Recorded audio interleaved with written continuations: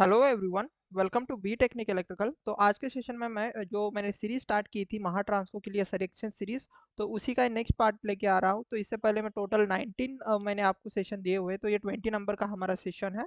तो सभी के सभी जो सेशन है जो इससे पहले मैंने अपलोड किए हैं वो आपको मिल जाएंगे हमारे टेली यूट्यूब चैनल पर, जो कि है हमारा बी टेक्निक इलेक्ट्रिकल ये यूट्यूब चैनल है। वहाँ पर आपको ये सभी सेशन प्रीवियसली मिल जाएंगे। एंड सभी सेशन के जो पीडीएफ्स होते हैं, बेसिकली पूरा सेशन खत्म होने के बाद, तो इसके पीडीएफ्स आपको मिल जाते हैं हमारे टेलीग्राम चैनल पर, जिसका नाम है बी टेक्निक इलेक्ट्रिकल। और इसका लिंक आपको मिल जाएगा डिस्क्रिप्शन, साथ ही साथ मैं कमेंट में अटैच करा दूंगा। ओके। तो आज के सेशन में जो डिस्कस करने वाले हैं वो टॉपिक है हमारे पास कंट्रोल सिस्टम, जो कि one of the important topic हो जाता है। और कंट्रोल सिस्टम से आज हम डिस्कस करेंगे राउथ हॉर्विट्ज क्राइटेरिया, या फिर इसी को हम बोलते हैं आरईए स्टेबिलिटी क्राइटेरिया। ओके। तो ये सेशन बहुत ज़्यादा इंपॉर्टेंट हो जाएगा, क्योंकि इसी क्राइटेरिया के ऊपर प्रीवियस ईयर में भी महा ट्रांसको के लिए क्वेश्चन पूछा गया था। यस। तो आरईएस क्राइटेरिया के ऊपर क्वेश्चन पूछे जाते हैं अगर कोई कंट्रोल सिस्टम से कोई क्वेश्चन फ्रेम करना चाहता है, तो this one of the favourite topic हो जाता है, या फिर मैं बोलूँगा सब टॉपिक हो जाता है कंट्रोल सिस्टम का। तो मैं सभी को मतलब एक बार रिक्वेस्ट करूंगा कि इस सेशन को पूरा देखना, सो दैट अगर आरएएस क्राइटेरिया से कोई क्वेश्चन आपके एग्जाम में आएगा तो आप गलत ना करो। ओके। तो before the starting the session मैं अपने बारे में छोटू सा इंट्रोडक्शन दे देता हूँ। तो this is my name basically, and I am a engineer, teacher, educator and mentor. साथ ही साथ मैंने गेट थ्राइस क्रैक की हुई है 18, 19 एंड 20। एंड मेरा जो सिलेक्शन हुआ है वो हुआ है assistant engineer in Maha Transco, और इसके साथ साथ ही असिस्टेंट इंजीनियर इन महाजन को, जूनियर इंजीनियर इन महाजन को, जूनियर इंजीनियर इन महा डिस्कॉम। ये तो हुआ सिलेक्शन, बट इससे भी ज़्यादा मैं इंपॉर्टेंट अगर आपको बता दूं तो मुझे लगभग 4.5 साल का टीचिंग एक्सपीरियंस है in both offline as well as online field. और हर जगह पर मैंने इलेक्ट्रिकल इंजीनियरिंग के ही सब्जेक्ट पढ़ाए हुए हैं। And I am a gold as well as a silver educator in one of the edtech company of the Bangalore. And मेरा डिप्लोमा एंड बीटेक हुआ है Walchand college of engineering Sangli से। And currently I am working as an assistant engineer in Maha Transco HVDC section में मैं अभी काम कर रहा हूँ। ओके। तो ये सब चीज़ें मेरा इंट्रोडक्शन रहा। तो इससे बस आपको ये चीज़ें पता हो जाती है कि भाई पढ़ा कौन रहा है। ओके। तो पीडीएफ के लिए इस टेलीग्राम चैनल को ज्वाइन कर लेना, एंड जिन्होंने यूट्यूब चैनल को सब्सक्राइब नहीं किया वो सब्सक्राइब कर दो, और प्रीवियस वीडियो देख लेना एक बार। ओके। तो ठीक है, आज हम बात करने वाले आरईएस क्राइटेरिया की, या फिर हम बोलेंगे आरईएच स्टेबिलिटी क्राइटेरिया की। तो जैसे कि अगर हमें स्टेबिलिटी का क्राइटेरिया चेक करना रहेगा तो सबसे पहले हमें स्टेबिलिटी क्या है ये चीज समझना बहुत जरूरी हो जाता है कि what is mean by the stability. Yes. अब स्टेबिलिटी किसकी चेक करेंगे हम? तो स्टेबिलिटी करेंगे डेफिनेटली हम किसी भी सिस्टम की स्टेबिलिटी चेक करेंगे कि whether that system is stable और अनस्टेबल, और we can say marginally stable. Yes. तो इसका डेफिनेशन देख लेते हैं कि जो सिस्टम स्टेबल होती है उसको हम क्या बोलते हैं। तो पहला डेफिनेशन यहाँ पर क्या लिखा है मैंने? The stability of the LTI system, linear time invariant system में भी डिफाइंड एज। एलटीआई सिस्टम का हम स्टेबिलिटी बेसिकली चेक कर लेते हैं। वो क्या बोला है उन्होंने? When system is subjected to a bounded input, system को अगर हम एक बाउंडेड इनपुट देते हैं, the output should be bounded. Output कैसा रहे हमारे पास? बाउंडेड ही रहेगा। मतलब ये हमारे पास ये सिस्टम है, ध्यान से देखना, ये सिस्टम रखी हुई है यहाँ पर। इसको अगर इनपुट, अगर बेटा आप एक बाउंडेड इनपुट देते हो, बाउंडेड इनपुट देते हो, एंड आउटपुट भी आपको अगर बाउंडेड ही मिले, बाउंडेड इनपुट बाउंडेड आउटपुट मिले, तो उस सिस्टम को हम कहते बेटा stable system. Getting my point? तो स्टेबिलिटी का क्राइटेरिया क्या है, या फिर मैं हम बोलेंगे स्टेबिलिटी है क्या बेसिकली? तो stability of the LTI system is defined as the system, किसी भी सिस्टम को अगर हम बाउंडेड इनपुट देते हैं तो अगर वो सिस्टम हमें बाउंडेड आउटपुट देती है तो उसे हम बोलेंगे क्या? बाउंडेड यहाँ पर आउटपुट देते तो उसे हम बोलेंगे स्टेबल सिस्टम। यस। फिर से एक बार मैंने बता दिया। अब बी आई बी ओ का मतलब क्या होता है? तो बी आई बी ओ नहीं, बी आई बी ओ का मतलब होता है बाउंडेड इनपुट बाउंडेड आउटपुट होता है। ओके। वैसे आपके पास वैसे आपके पास अगर हम आगे देख लेते हैं तो स्टेबिलिटी को हम इस तरीके से भी बोल सकते हैं कि किसी भी सिस्टम का जो इम्पल्स रिस्पांस होता है ना, अभी आगे हम देखेंगे कि what is mean bye impulse response. Impulse response जो होता है वो अगर सिस्टम का टेंस टू जीरो हो जाए, मतलब सिस्टम का इम्पल्स रिस्पांस अगर आपके पास जीरो हो जाता है as time is as the time is going to infinite, मतलब जैसे जैसे टाइम अगर हमारे पास इन्फानाइट पर चला जाता है वहां पर अगर हमारे पास इम्पल्स रिस्पांस अगर जीरो हो जाता है तो उसे हम बोलेंगे सिस्टम स्टेबल है, या फिर हम बोलेंगे वो सिस्टम को हम बोलेंगे स्टेबल सिस्टम है। अब मैं आपको इस चीज का मतलब समझाता हूँ कि what is mean by the impulse response. Impulse response का मतलब क्या है, तो मुझे बताना हो कि नॉर्मली रिस्पॉन्स का मतलब क्या होता है, बताओ। तो बेटा normally response is nothing but किसी भी सिस्टम का आउटपुट होता है। यस। अब यहाँ पर जो इम्पल्स ये वर्ड जो यूज किया गया है ना, तो ये बेसिकली इनपुट के लिए यूज किया जाता है। मतलब अगर आप इनपुट पर ध्यान से देखना, इनपुट पर जो आप इम्पल्स अगर दे रहे हो, तीन चार तरीके के इनपुट होते हैं ना आपके पास, impulse input, step input, ramp input, right, parabolic input, चार तरीके के इनपुट होते हैं, राइट। और अगर आपने मेरे प्रीवियस सेशन अगर देखे रहेंगे तो हम step input, ramp input and parabolic input किस लिए यूज कर लेते थे, to calculate the steady state error analysis, right. और मैंने वहां पर भी बताया था कि जहां पर सिस्टम की स्टेबिलिटी बेसिकली चेक की जाती है, वहां पर हम इम्पल्स इनपुट का यूज कर लेते थे, राइट। तो यहाँ पर मैंने वही किया है कि ये जो इम्पल्स इनपुट मैंने यही सिस्टम के लिए दिया, यस, इसके करस्पॉन्डिंग जो भी आपको आउटपुट मिलेगा ना बेटा, तो इसका जो आउटपुट होता है उसको बोलते हैं हम इम्पल्स इम्पल्स रिस्पॉन्स। ओके, इसे हम बोलेंगे impulse response. Getting my point, कि सिस्टम का इम्पल्स इम्पल्स इनपुट देने पर जो हमें आउटपुट दिखाई देता है सिस्टम का, तो उसे हम बोलेंगे इम्पल्स रिस्पॉन्स। तो वैसे अगर सपोज हम यहाँ पर स्टेप इनपुट देते तो हम इसके करस्पॉन्डिंग जो आउटपुट होता है इसे हम क्या बोलते थे, स्टेप रिस्पॉन्स बोल देते थे, राइट। यस, अब तो समझ में आ गया होगा ना कि ये जो पहला वर्ड होता है बेसिकली ये इनपुट क्या लगाया है इसके लिए होता है, और आई रिस्पॉन्स मतलब ही तो आपके पास आउटपुट होता है, बाकी कुछ नहीं इसमें, राइट। तो इम्पल्स रिस्पॉन्स कुछ भी नहीं होता, impulse response is simply when the system is subjected to as an impulse input, उसके करस्पॉन्डिंग जो आपको आउटपुट मिलेगा वो अगर आपके पास मिलता है, जो आपको आउटपुट मिलता है उसे हम बोलते हैं इम्पल्स रिस्पॉन्स। यस। अब उन्होंने यही बोला है कि ये जो इम्पल्स रिस्पॉन्स है, सपोज जो भी यहाँ पर आपको आउटपुट में मिलेगा वट एवर, ये अगर जैसे जैसे सपोज ये टाइम एक्सिस है, फॉर एग्जांपल ये टाइम एक्सिस इन्फानाइट तक पहुंचता है, और ये इम्पल्स रिस्पॉन्स अगर आपके पास जीरो हो जाए तो वो सिस्टम क्या कहलाती है, आपके पास स्टेबल सिस्टम कहलाती है। मतलब ऐसा कि suppose T is equal to zero पर उसकी कुछ वैल्यू थी, देन ये suppose at T is equal to infinite पर इसका ये इम्पल्स रिस्पॉन्स सपोज जीरो हो रहा है, तो हम क्या बोलेंगे, this system is a stable system. Okay, for example मैं बता रहा हूँ, और एक एग्जांपल चीजें देखेंगे कि सपोज आपके पास कुछ इस तरीके से एक रिस्पॉन्स है आपका आउटपुट का, कि at T is equal to infinite पर ये चीज का इम्पल्स रिस्पॉन्स जीरो होना चाहिए। तो और कैसे मैं बता सकता हूँ कि फॉर एग्जांपल ये सिस्टम इधर ऐसा ऑसिलेट हो रही है, बस आपको मैं समझाने के लिए दे रहा हूँ, ऐसा ही ऑसिलेट हो रही है, देन ये ऑसिलेशन आपके पास t is equal to zero पर डिक आउट हो जा रहा है। तो इस सिस्टम पर आप देख सकते हो t is equal to infinite पर आप देख सकते हो कि ये सिस्टम, ये जो इम्पल्स रिस्पॉन्स है जीरो हो रहा है, तो हम बोलेंगे ये सिस्टम भी कैसी रहेंगी, स्टेबल सिस्टम रहेगी। ये सिस्टम भी कैसे रहेंगी बेटा, स्टेबल सिस्टम रहेगी। अब अनस्टेबल सिस्टम को मैं दिखाता हूँ कि कैसे रहेगा। फॉर एग्जाम्पल मैं बता रहा हूँ कि this is my T axis and which is equal to suppose infinite पर है, और सिस्टम का रिस्पॉन्स कुछ ऐसा है। आप देखना रिस्पॉन्स देख सकते हो आप, कि ये देखो कि इम्पल्स रिस्पॉन्स निकालो या फिर कोई भी रिस्पॉन्स निकालो, तो at T is equal to जैसे जैसे मिल रहा है इसका मैग्नीट्यूड बढ़ता ही जा रहा है ना, बढ़ता ही जा रहा है, तो मतलब हम बोलेंगे क्या, ये सिस्टम स्टेबल है क्या, तो आप बोलोगे सर ये बिल्कुल स्टेबल नहीं है, तो इस तरीके की सिस्टम हो जाएगी unstable system. Getting my point, yes, ठीक है। अब और एक चीज हम देख लेते हैं कि क्या बोला यहाँ पर, stability of the system depends on the roots of the characteristic equation. याद रखना ये भी बहुत इंपॉर्टेंट हो जाता है।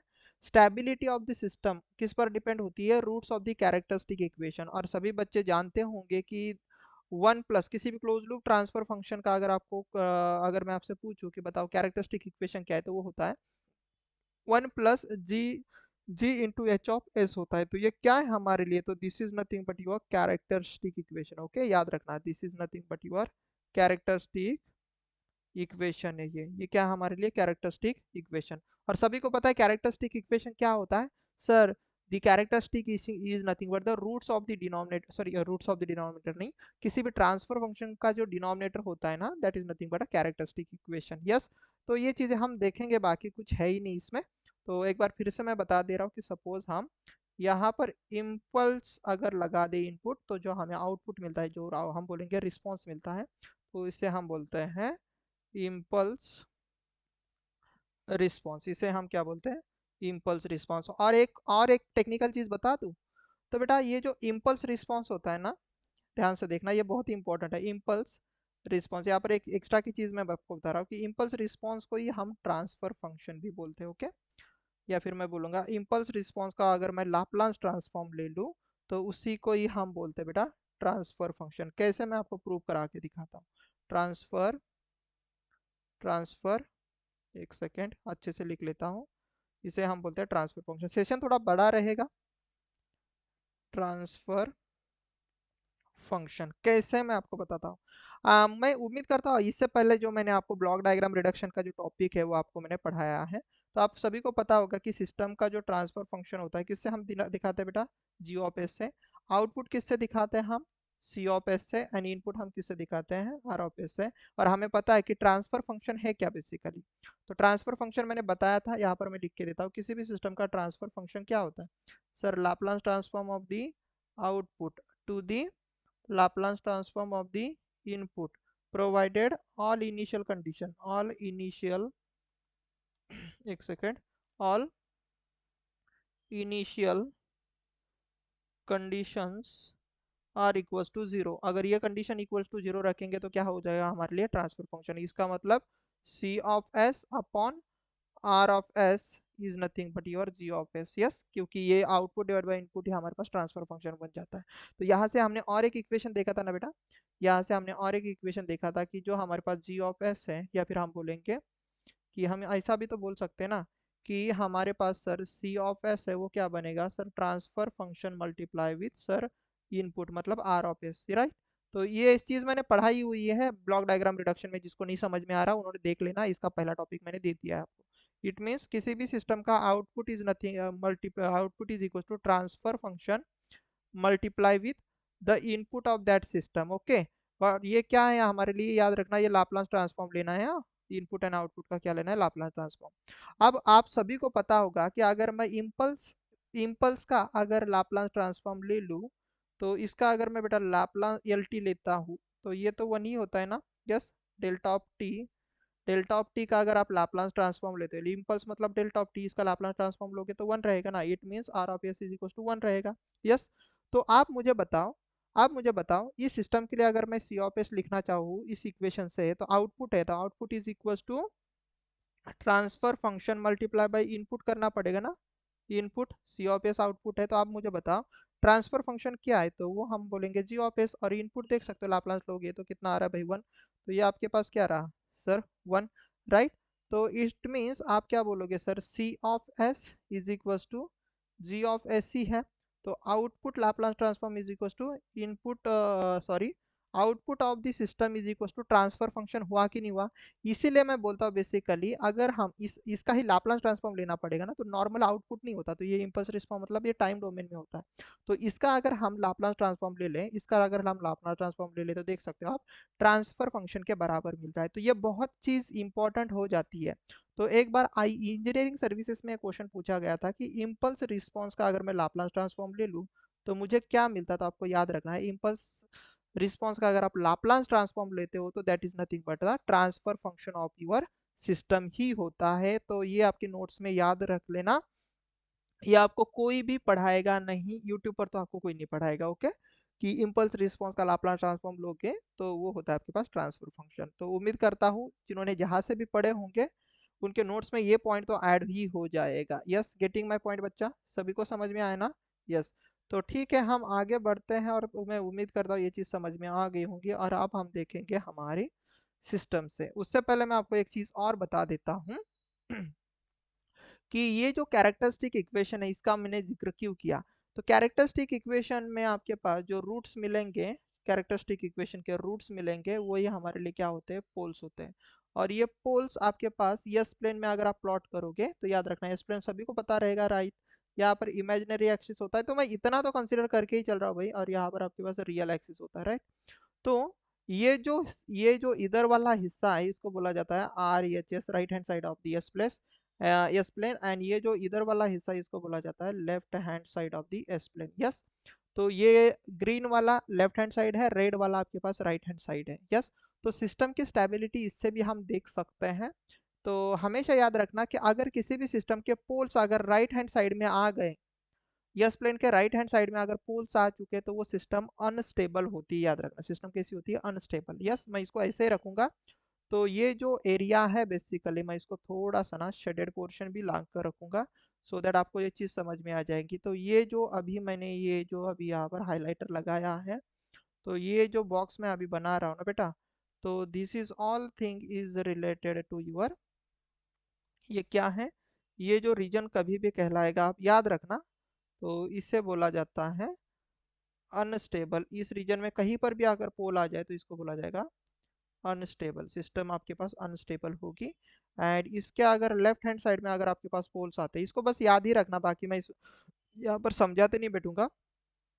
अगर इस एरिया में कहीं पर आपके पास पोल आ जाते हैं इस एरिया में, तो ये सिस्टम कहलाती है आपके पास क्या, तो इसे आप बोलते हैं बेटा स्टेबल सिस्टम। यस, याद रखना इधर कहीं पर भी पोल आ जाए तो इसको हम बोलेंगे स्टेबल सिस्टम। ओके, पोल की बात करें तो इसको हम बोलेंगे बेटा स्टेबल सिस्टम। एंड अगर ऐसा हुआ कि आपके कुछ पोल यहाँ पर आ चुके हैं, कहाँ पर, इस इमेजिनरी एक्सिस पर, तो इस इमेजिनरी एक्सिस पर जो सिस्टम आती है आपके पास, तो इसी को बोला जाता है बेटा आपके पास marginally, marginally stable system. Yes, अगर आप इसको ग्राफिकली रिप्रेजेंट करोगे तो आपको कुछ इस तरीके से चीजें देखने को मिलेगी, तो देख सकते हो। तो ये जो एरिया है यह हमारे पास एस प्लेन का राइट हैंड साइड है ना, पूरा का पूरा ये वाला सभी चीज है। यस, और ये जो एरिया है बेटा ये वाला चीज ये आपके पास लेफ्ट हैंड साइड है, राइट। और ये हमारे पास जे एक्सिस है, अगर मैं एस प्लेन की बात करूंगा तो this is my J omega axis, मतलब imaginary axis, right.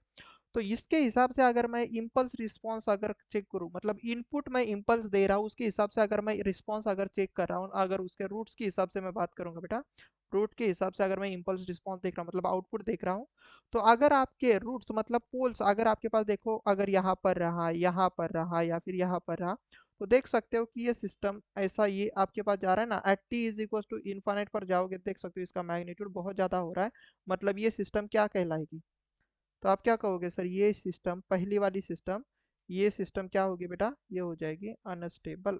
Yes, yes, unstable. वैसे मुझे बताओ ये जो मैग्नीट्यूड है आपके पास बढ़ता ही जा रहा है, बढ़ता ही जा रहा है, बढ़ता ही जा रहा है, राइट, तो ये भी सिस्टम क्या हो जाएगी बेटा, अनस्टेबल। ओके, गेटिंग, मतलब इस पोल के हिसाब से भी आपके पास सिस्टम अनस्टेबल है, इधर राइट हैंड साइड में आ गया तभी भी अनस्टेबल है। और इसका भी देख सकते हो आप, जब ऊपर जब पोल शिफ्ट हो रहा है तो देखो ऑसोलेशन आपको थोड़े से ज़्यादा मिल रहा है, राइट, ऑसोलेशन थोड़े से आपको ज़्यादा मिल रहा है, और इवन दो इसका भी मैग्नीट्यूड ऐसा बढ़ता ही जाएगा, बढ़ता ही जाएगा, बढ़ता ही जाएगा, तो ये भी सिस्टम क्या होगी आपके पास, अनस्टेबल। अगर आप थोड़ा सा प्यार से और नज़ाकत से देखोगे तो आपको यहाँ पर और एक डिफरेंस देखने को मिलेगा, तो दोनों भी ऑसिलेटरी ही है। अगर आप इस ग्राफ में एंड इस ग्राफ में अगर बेटा ध्यान से देखते हो ना, तो दोनों चीज़ें भी आपके पास ऑसिलेटरी ही है, ऐसे बढ़ ही रहे, बट जिसमें देखो ये अगर यहाँ पर देखोगे इसके कंपैरिजन में, तो आप देख सकते हो कि इमेजिनरी एक्सिस से कंपेयर करोगे तो this is higher, right, imaginary part, और this system which contains the lower imaginary part. अब इमेजिनरी पार्ट बेसिकली ऑसिलेशन पर डिपेंड, मतलब ऑसिलेशन डिसाइड करता है। तो जितना ज्यादा आप हायर ऑसिलेशन पर जाओगे, मतलब इस एक्सिस के जितना ऊपर जाओगे, तो उतने ज्यादा आपको ऑसिलेशन बहुत ज्यादा ज्यादा देखने को मिलेंगे। Okay, getting my point. इसीलिए अगर आप यहाँ पर देखते हो तो इस वाले सिस्टम में ज्यादा ऑसिलेशन है और इस वाले सिस्टम में कम ऑसिलेशन है। हावेवर दो सिस्टम, दोनों भी सिस्टम हमारे पास अनस्टेबल ही है, राइट। तो ये देख सकते हो कि ये राइट हैंड साइड में आने वाले हैं बेटा, तो ये सभी के सभी जो सीन है, तो इसको मैं बक्सा कर देता हूँ, और ये सभी चीजें हमारे पास कहाँ पर आ चुकी है, तो ये हमारे पास आ चुकी है right hand side of S plane. S plane का फुल फॉर्म पता है ना, स्पेस प्लेन, राइट, ऐसी प्लेन जिसका रेडियस इनफाइनाइट हो जाता है, और रेडियस आपका जो थीटा होता है वो लाई करता है 0 से लेके 360 के बीच में। ये अलग चीज़ है, अभी यहाँ पर मैं नहीं बताऊंगा कि what is exactly the S plane. Okay, and इसको अगर आप ध्यान से देखोगे बेटा, ये वाली चीज़, ये तो आरएचएस में जाएंगे तो आपके पास सिस्टम 100% कैसे होगी, अनस्टेबल ही रहेगी, याद रखना, this is a very important, आगे हम देखेंगे, थोड़ा बड़ा सेशन रहेगा, बट आपके लिए मैं बता रहा हूँ। देन उसके बाद अगर आप जे ओमेगा एक्सिस पर आते हो, अब जे ओमेगा एक्सिस मतलब imaginary axis, this is nothing but our imaginary axis ना, ये इमेजिनरी एक्सिस इसको बोला जाता है। यस, इसको हम इमेजिनरी एक्सिस बोलते हैं, and this is our sigma is nothing but a real real axis. Okay, read नहीं, रियल एक्सिस। वैसे इधर माइनस सिग्मा होगा, इधर माइनस जे ओमेगा एक्सिस होगा, राइट। अब ध्यान से देखो, अगर यहाँ पर अगर आपके पास पोल लाई करते जे ओमेगा एक्सिस पर, तो सिस्टम आपके पास मार्जिनली स्टेबल हो जाती, मतलब ना ही स्टेबल और ना ही अनस्टेबल। मार्जिनली स्टेबल का मतलब हम उसका उसका जो इम्पल्स रिस्पॉन्स है ना, ऐसा सपोज जीरो नहीं होता, as T is equal to infinite पर जीरो नहीं होता, बट उसका जो रिस्पॉन्स रहेगा वो कांस्टेंट रहेगा, मतलब हम उसको प्रेडिक्ट कर सकते हैं। जीरो तो नहीं होगा, उसका t is equal to infinite पर उस रिस्पॉन्स की वैल्यू जीरो तो नहीं होगी, बट हम बोलेंगे कि सपोज उसकी वैल्यू सर कांस्टेंट ही रहेगी, या फिर हम बोलेंगे उसका मैक्स या तो मिनिमम वैल्यू हम प्रेडिक्ट कर सकते हैं। तो ऐसे सिस्टम को हम टोटली स्टेबल भी नहीं बोल सकते और टोटली अनस्टेबल भी नहीं बोल सकते। तो ऐसे सिस्टम इस ऐसे सिस्टम को हम क्या बोलते हैं पता है? ऐसे सिस्टम को हम बोलते हैं मार्जिनली अनस्टेबल। तो जब भी आपके पास पोल एंड जीरोस लाई करेंगे कहाँ पर आपके पास, जे ओमेगा एक्सिस पर, तो ये जो चीजें हैं बेसिकली ये आपके पास आरएचएस पर नहीं है, ये आपके पास पोल्स कहाँ पर लाई कर रहे हैं आपके पास basically on imaginary axis, on imaginary axis पर लाई करेंगे, तो वो सिस्टम आपके पास ऑन इमेजिनरी एक्सिस ऑफ किसका सर? S plane. तो वो सिस्टम आपके पास होती है marginally stable. Okay, marginally stable system. Okay, marginally stable system. Yes, तो उम्मीद करता हूँ ये दो चीज समझ में आ चुकी होंगी।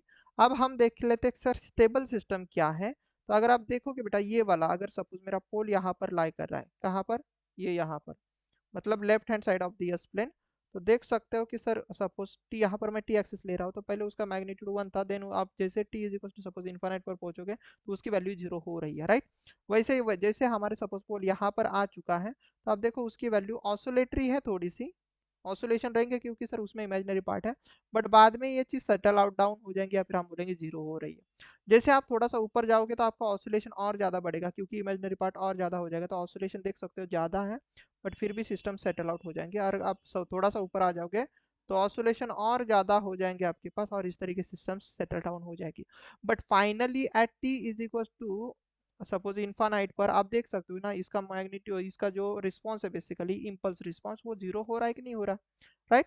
जीरो हो रहा है ना, यस। तो यही हम बोलना चाहते थे बेसिकली कि जो सिस्टम स्टेबल होती है तो उसका impulse response at T is equal to infinite पर जीरो होने होता है। तो अगर ऐसा होगा तो उस सिस्टम को हम स्टेबल कहते हैं, यस। अब जितना दूर जाओगे, ध्यान से देखना, मतलब इस लेफ्ट हैंड साइड में जितना भागोगे उतना आपके लिए अच्छा रहेगा। क्यों?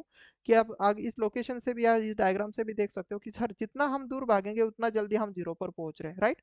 अब इसमें और इसमें भी आप कंपैरिजन कर सकते हो, देखो लोकेशन तो उतनी है, पोल का लगभग मैग्नीट्यूड उतना ही है, तो आप जितना लेफ्ट हैंड साइड में भागोगे तो सिस्टम जल्दी जीरो हो रहे, मतलब हम बोलेंगे सिस्टम उतनी स्टेबल है, ऐसा हम बोलेंगे, राइट।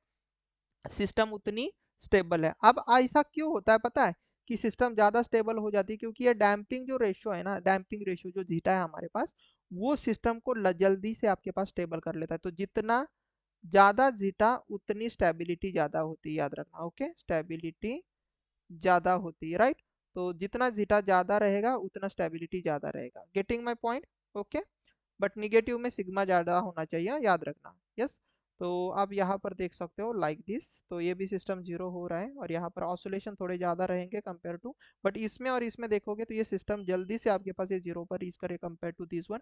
इट मीन्स हमें ये पता चल रहा है कि सर जितना हम लेफ्ट हैंड साइड में भागेंगे उतनी सिस्टम हमारी ज्यादा स्टेबल रहेगी। तो ये तो क्लियर हो गया होगा आपको इस डायग्राम से।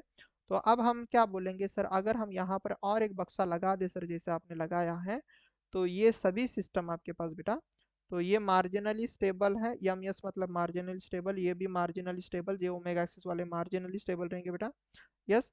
बट ये सिस्टम आपके पास स्टेबल रहेगी, this one is a stable, this one is also a stable system, this one is also a stable system, this is also a stable system, this is also a stable system, this is also a stable system, yes। It means मैं यहाँ पर क्या बोलूंगा बेटा, यहाँ पर मैं यही बोलूंगा ना कि सर अगर हम यल एच एच में होते हैं, left hand side of the S plane में अगर हम होते हैं, तो हमारे पास सिस्टम कैसी होती है सर? 100% कैसी? Stable. Getting my point? Yes. तो ये चीज़ आपको समझ में आ जानी चाहिए, तो इतना मैंने प्यार से समझाने की कोशिश की। ओके, तो ठीक है, अब हम बढ़ते हैं आगे और देख लेते हैं भाई हमारे नेक्स्ट पीपीटी में है क्या। तो देखो, जैसे मैंने कैरेक्टरिस्टिक इक्वेशन की बात की थी, क्योंकि कैरेक्टरिस्टिक इक्वेशन से बेसिकली आपको मिलता क्या है पता है। कैरेक्टरिस्टिक इक्वेशन से आपको मिलता है सर, मिलते हैं सर रूट्स, मिलते हैं किसके सर, डिनोमिनेटर के। और डिनोमिनेटर के रूट से हमारे लिए क्या क्या होते हैं, पोल्स। और पोल्स से हम डिसाइड कर सकते हैं कि सिस्टम स्टेबल है कि नहीं है। क्यों, क्योंकि ये देखो सर, ये सभी, ये अभी यह ट्रायंगल दिखाया बेसिकली, बट ये ट्रायंगल नहीं है, ऐसा स्टार से दिखाया जाता है पोल्स। तो जो पोल्स होते हैं ना, पोल से हम देख सकते हैं ना सिस्टम स्टेबल है कि नहीं है। मतलब अगर हमें लोकेशन पता चला कि भाई रूट कहाँ पर लाई कर रहे हैं, हमारी इस प्लेन में रूट कहाँ पर लाई कर रहा है, यहाँ पर लाई कर रहा है रूट, या फिर हम बोलेंगे पोल, या फिर यहाँ पर लाई कर रहा है, या फिर यहाँ पर लाई कर रहा है, या फिर यहाँ पर लाई कर रहा है, तो हम उसके हिसाब से स्टेबिलिटी अनस्टेबिलिटी डिसाइड कर सकते हैं, राइट। तो अगर इस सिस्टम में बोलेंगे तो हम क्या बोलेंगे, अनस्टेबल है, राइट। यहाँ पर हम बोलेंगे इस पोल के हिसाब से सिस्टम, तो हम बोलेंगे सर स्टेबल है। और यहाँ पर हम बात करेंगे सर मार्जिनली स्टेबल है, और इसके हिसाब से भी हम क्या बोलेंगे सर, मार्जिनली स्टेबल है। तो आप मुझे बताओ, ओवरऑल अगर ये एक ही सिस्टम रहेगी तो stable, marginally stable and unstable कौन जीतेगा, तो आप बोलोगे sir stable, unstable and marginally unstable, marginally stable, तो हम क्या बोलेंगे सर, अनस्टेबल जीतेगा। क्योंकि एक बार भी सिस्टम अनस्टेबल होगी ना, तो ओवरऑल आपके पास अनस्टेबल ही रहेंगी। तो आप इस सिस्टम को क्या कहोगे सर, अनस्टेबल।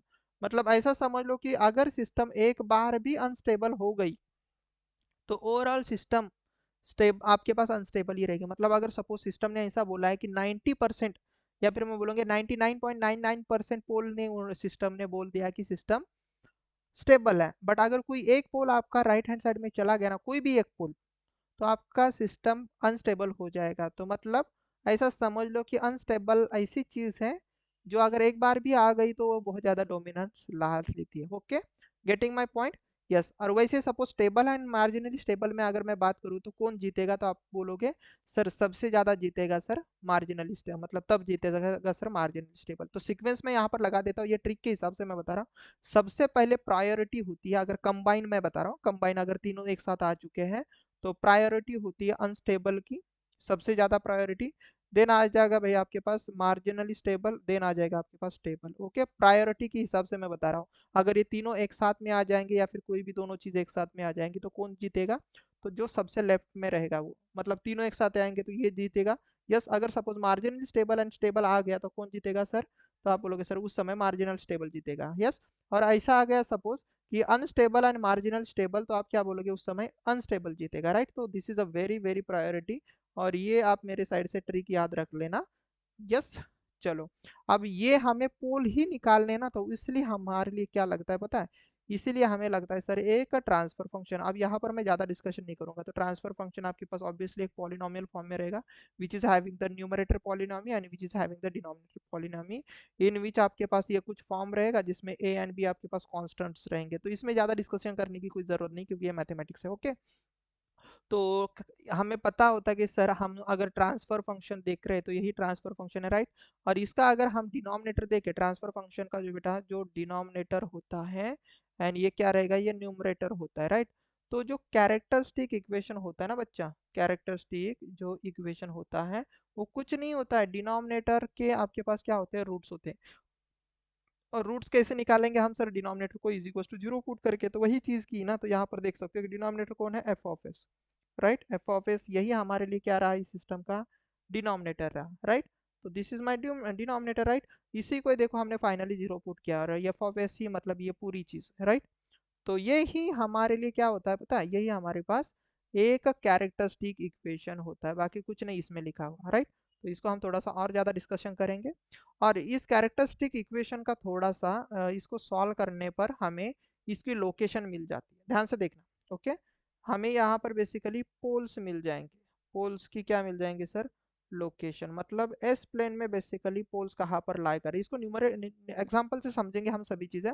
पोल्स के मिल जाएंगे लोकेशन, और लोकेशन जैसे ही मिल जाएंगे हम इसको कहाँ पर करेंगे भाई, प्लॉट करेंगे। ध्यान से देखना, प्लॉट कहाँ पर करेंगे सर, एस प्लेन में। ओके, एस प्लेन में हम प्लॉट करेंगे, देन हम तीन चीजें बोल सकते हैं कि सिस्टम स्टेबल है, कि सिस्टम मार्जिनली स्टेबल है, कि सिस्टम अनस्टेबल है। यही हमें देखना है, क्योंकि हम स्टेबिलिटी देख रहे हैं। अब ये चीज हम कब तक कर सकते हैं, मुझे बताओ। हमारे पास हम फिजिकली पोल्स का लोकेशन कहाँ कहाँ कैसे निकाल सकते हैं, कितने ऑर्डर तक ज्यादा से ज्यादा निकाल सकते हैं। तो हम फिजिकली सर फर्स्ट ऑर्डर का निकाल सकते हैं सर पोल्स।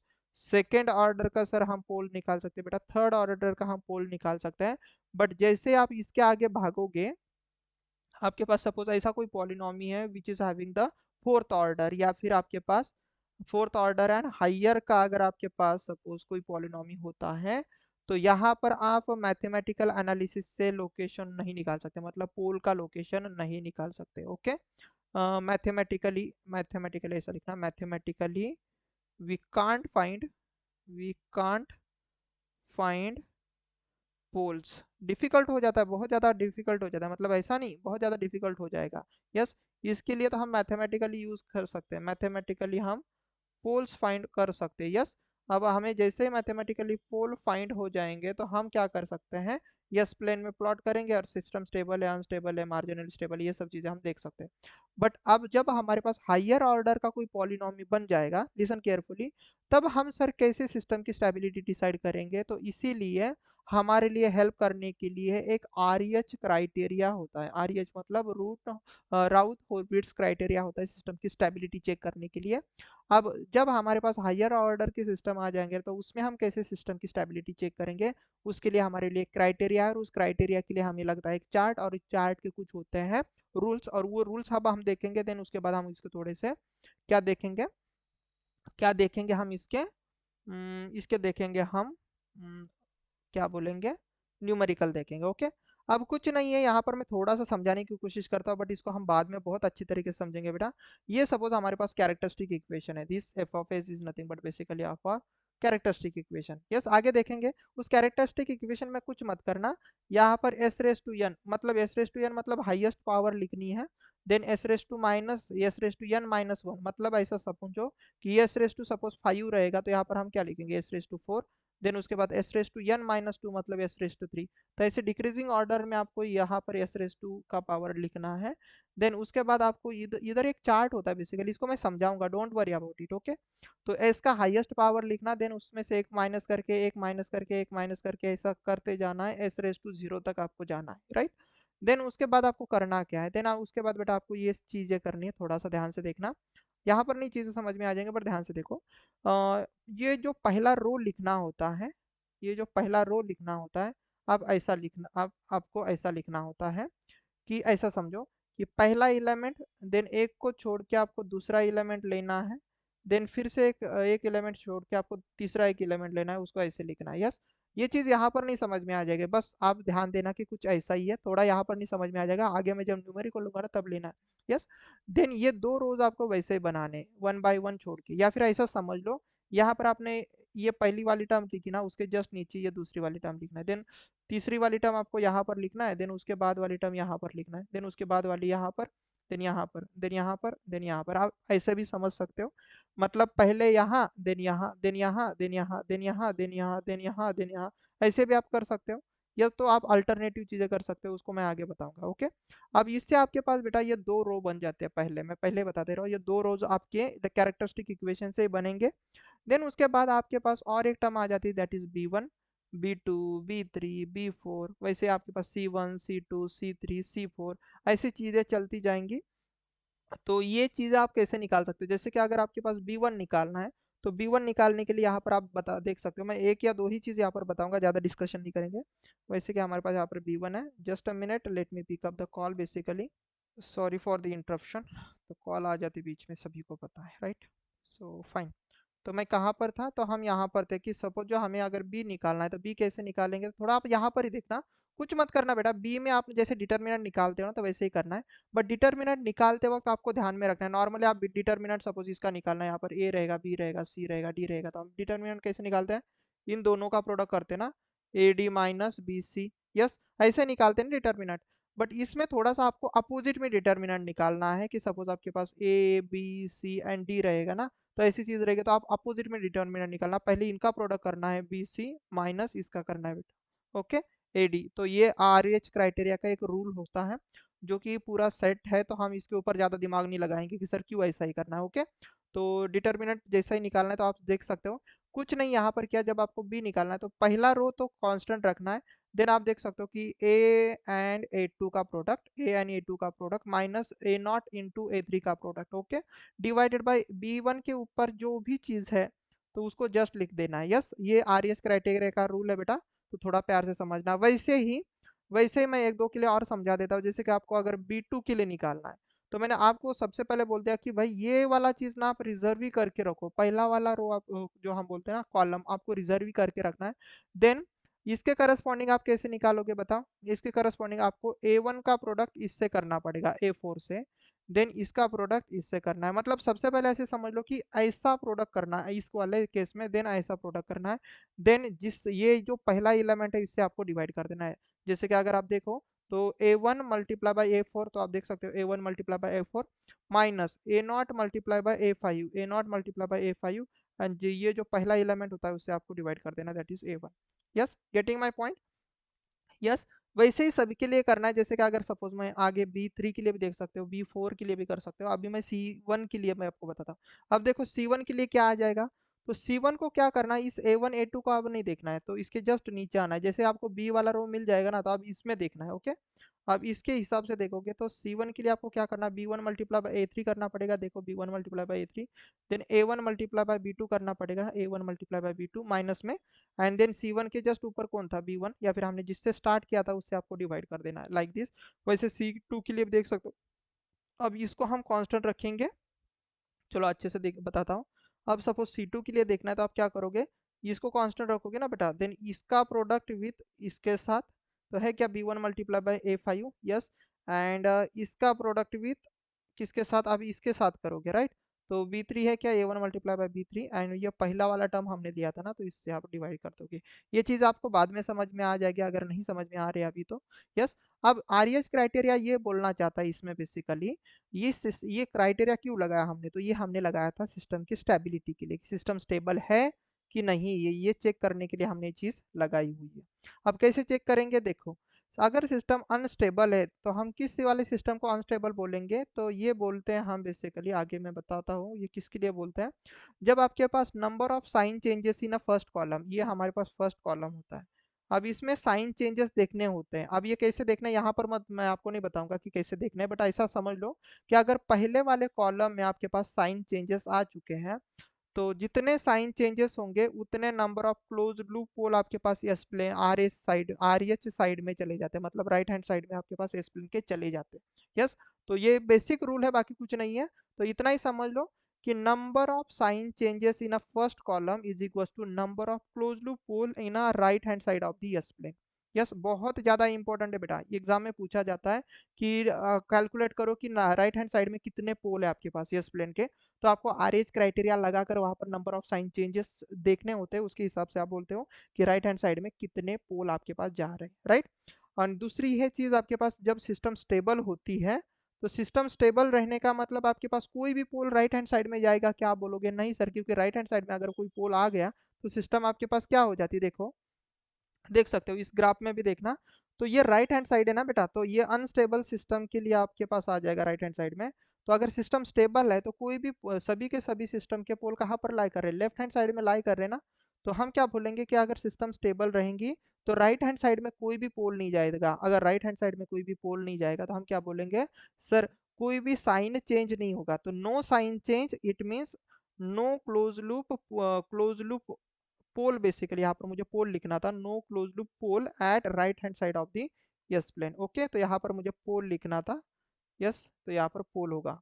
यस, एंड जब सिस्टम मार्जिनली स्टेबल होती है, मैंने अभी अभी बताया, तो मार्जिनली स्टेबल के लिए आपके पास बेसिकली बेसिकली मैं आपको ये चीज आगे बताऊंगा कि what is mean by the R O Z का मतलब होता है रो ऑफ जीरो। ये चीज आगे देखेंगे हम क्या होता है।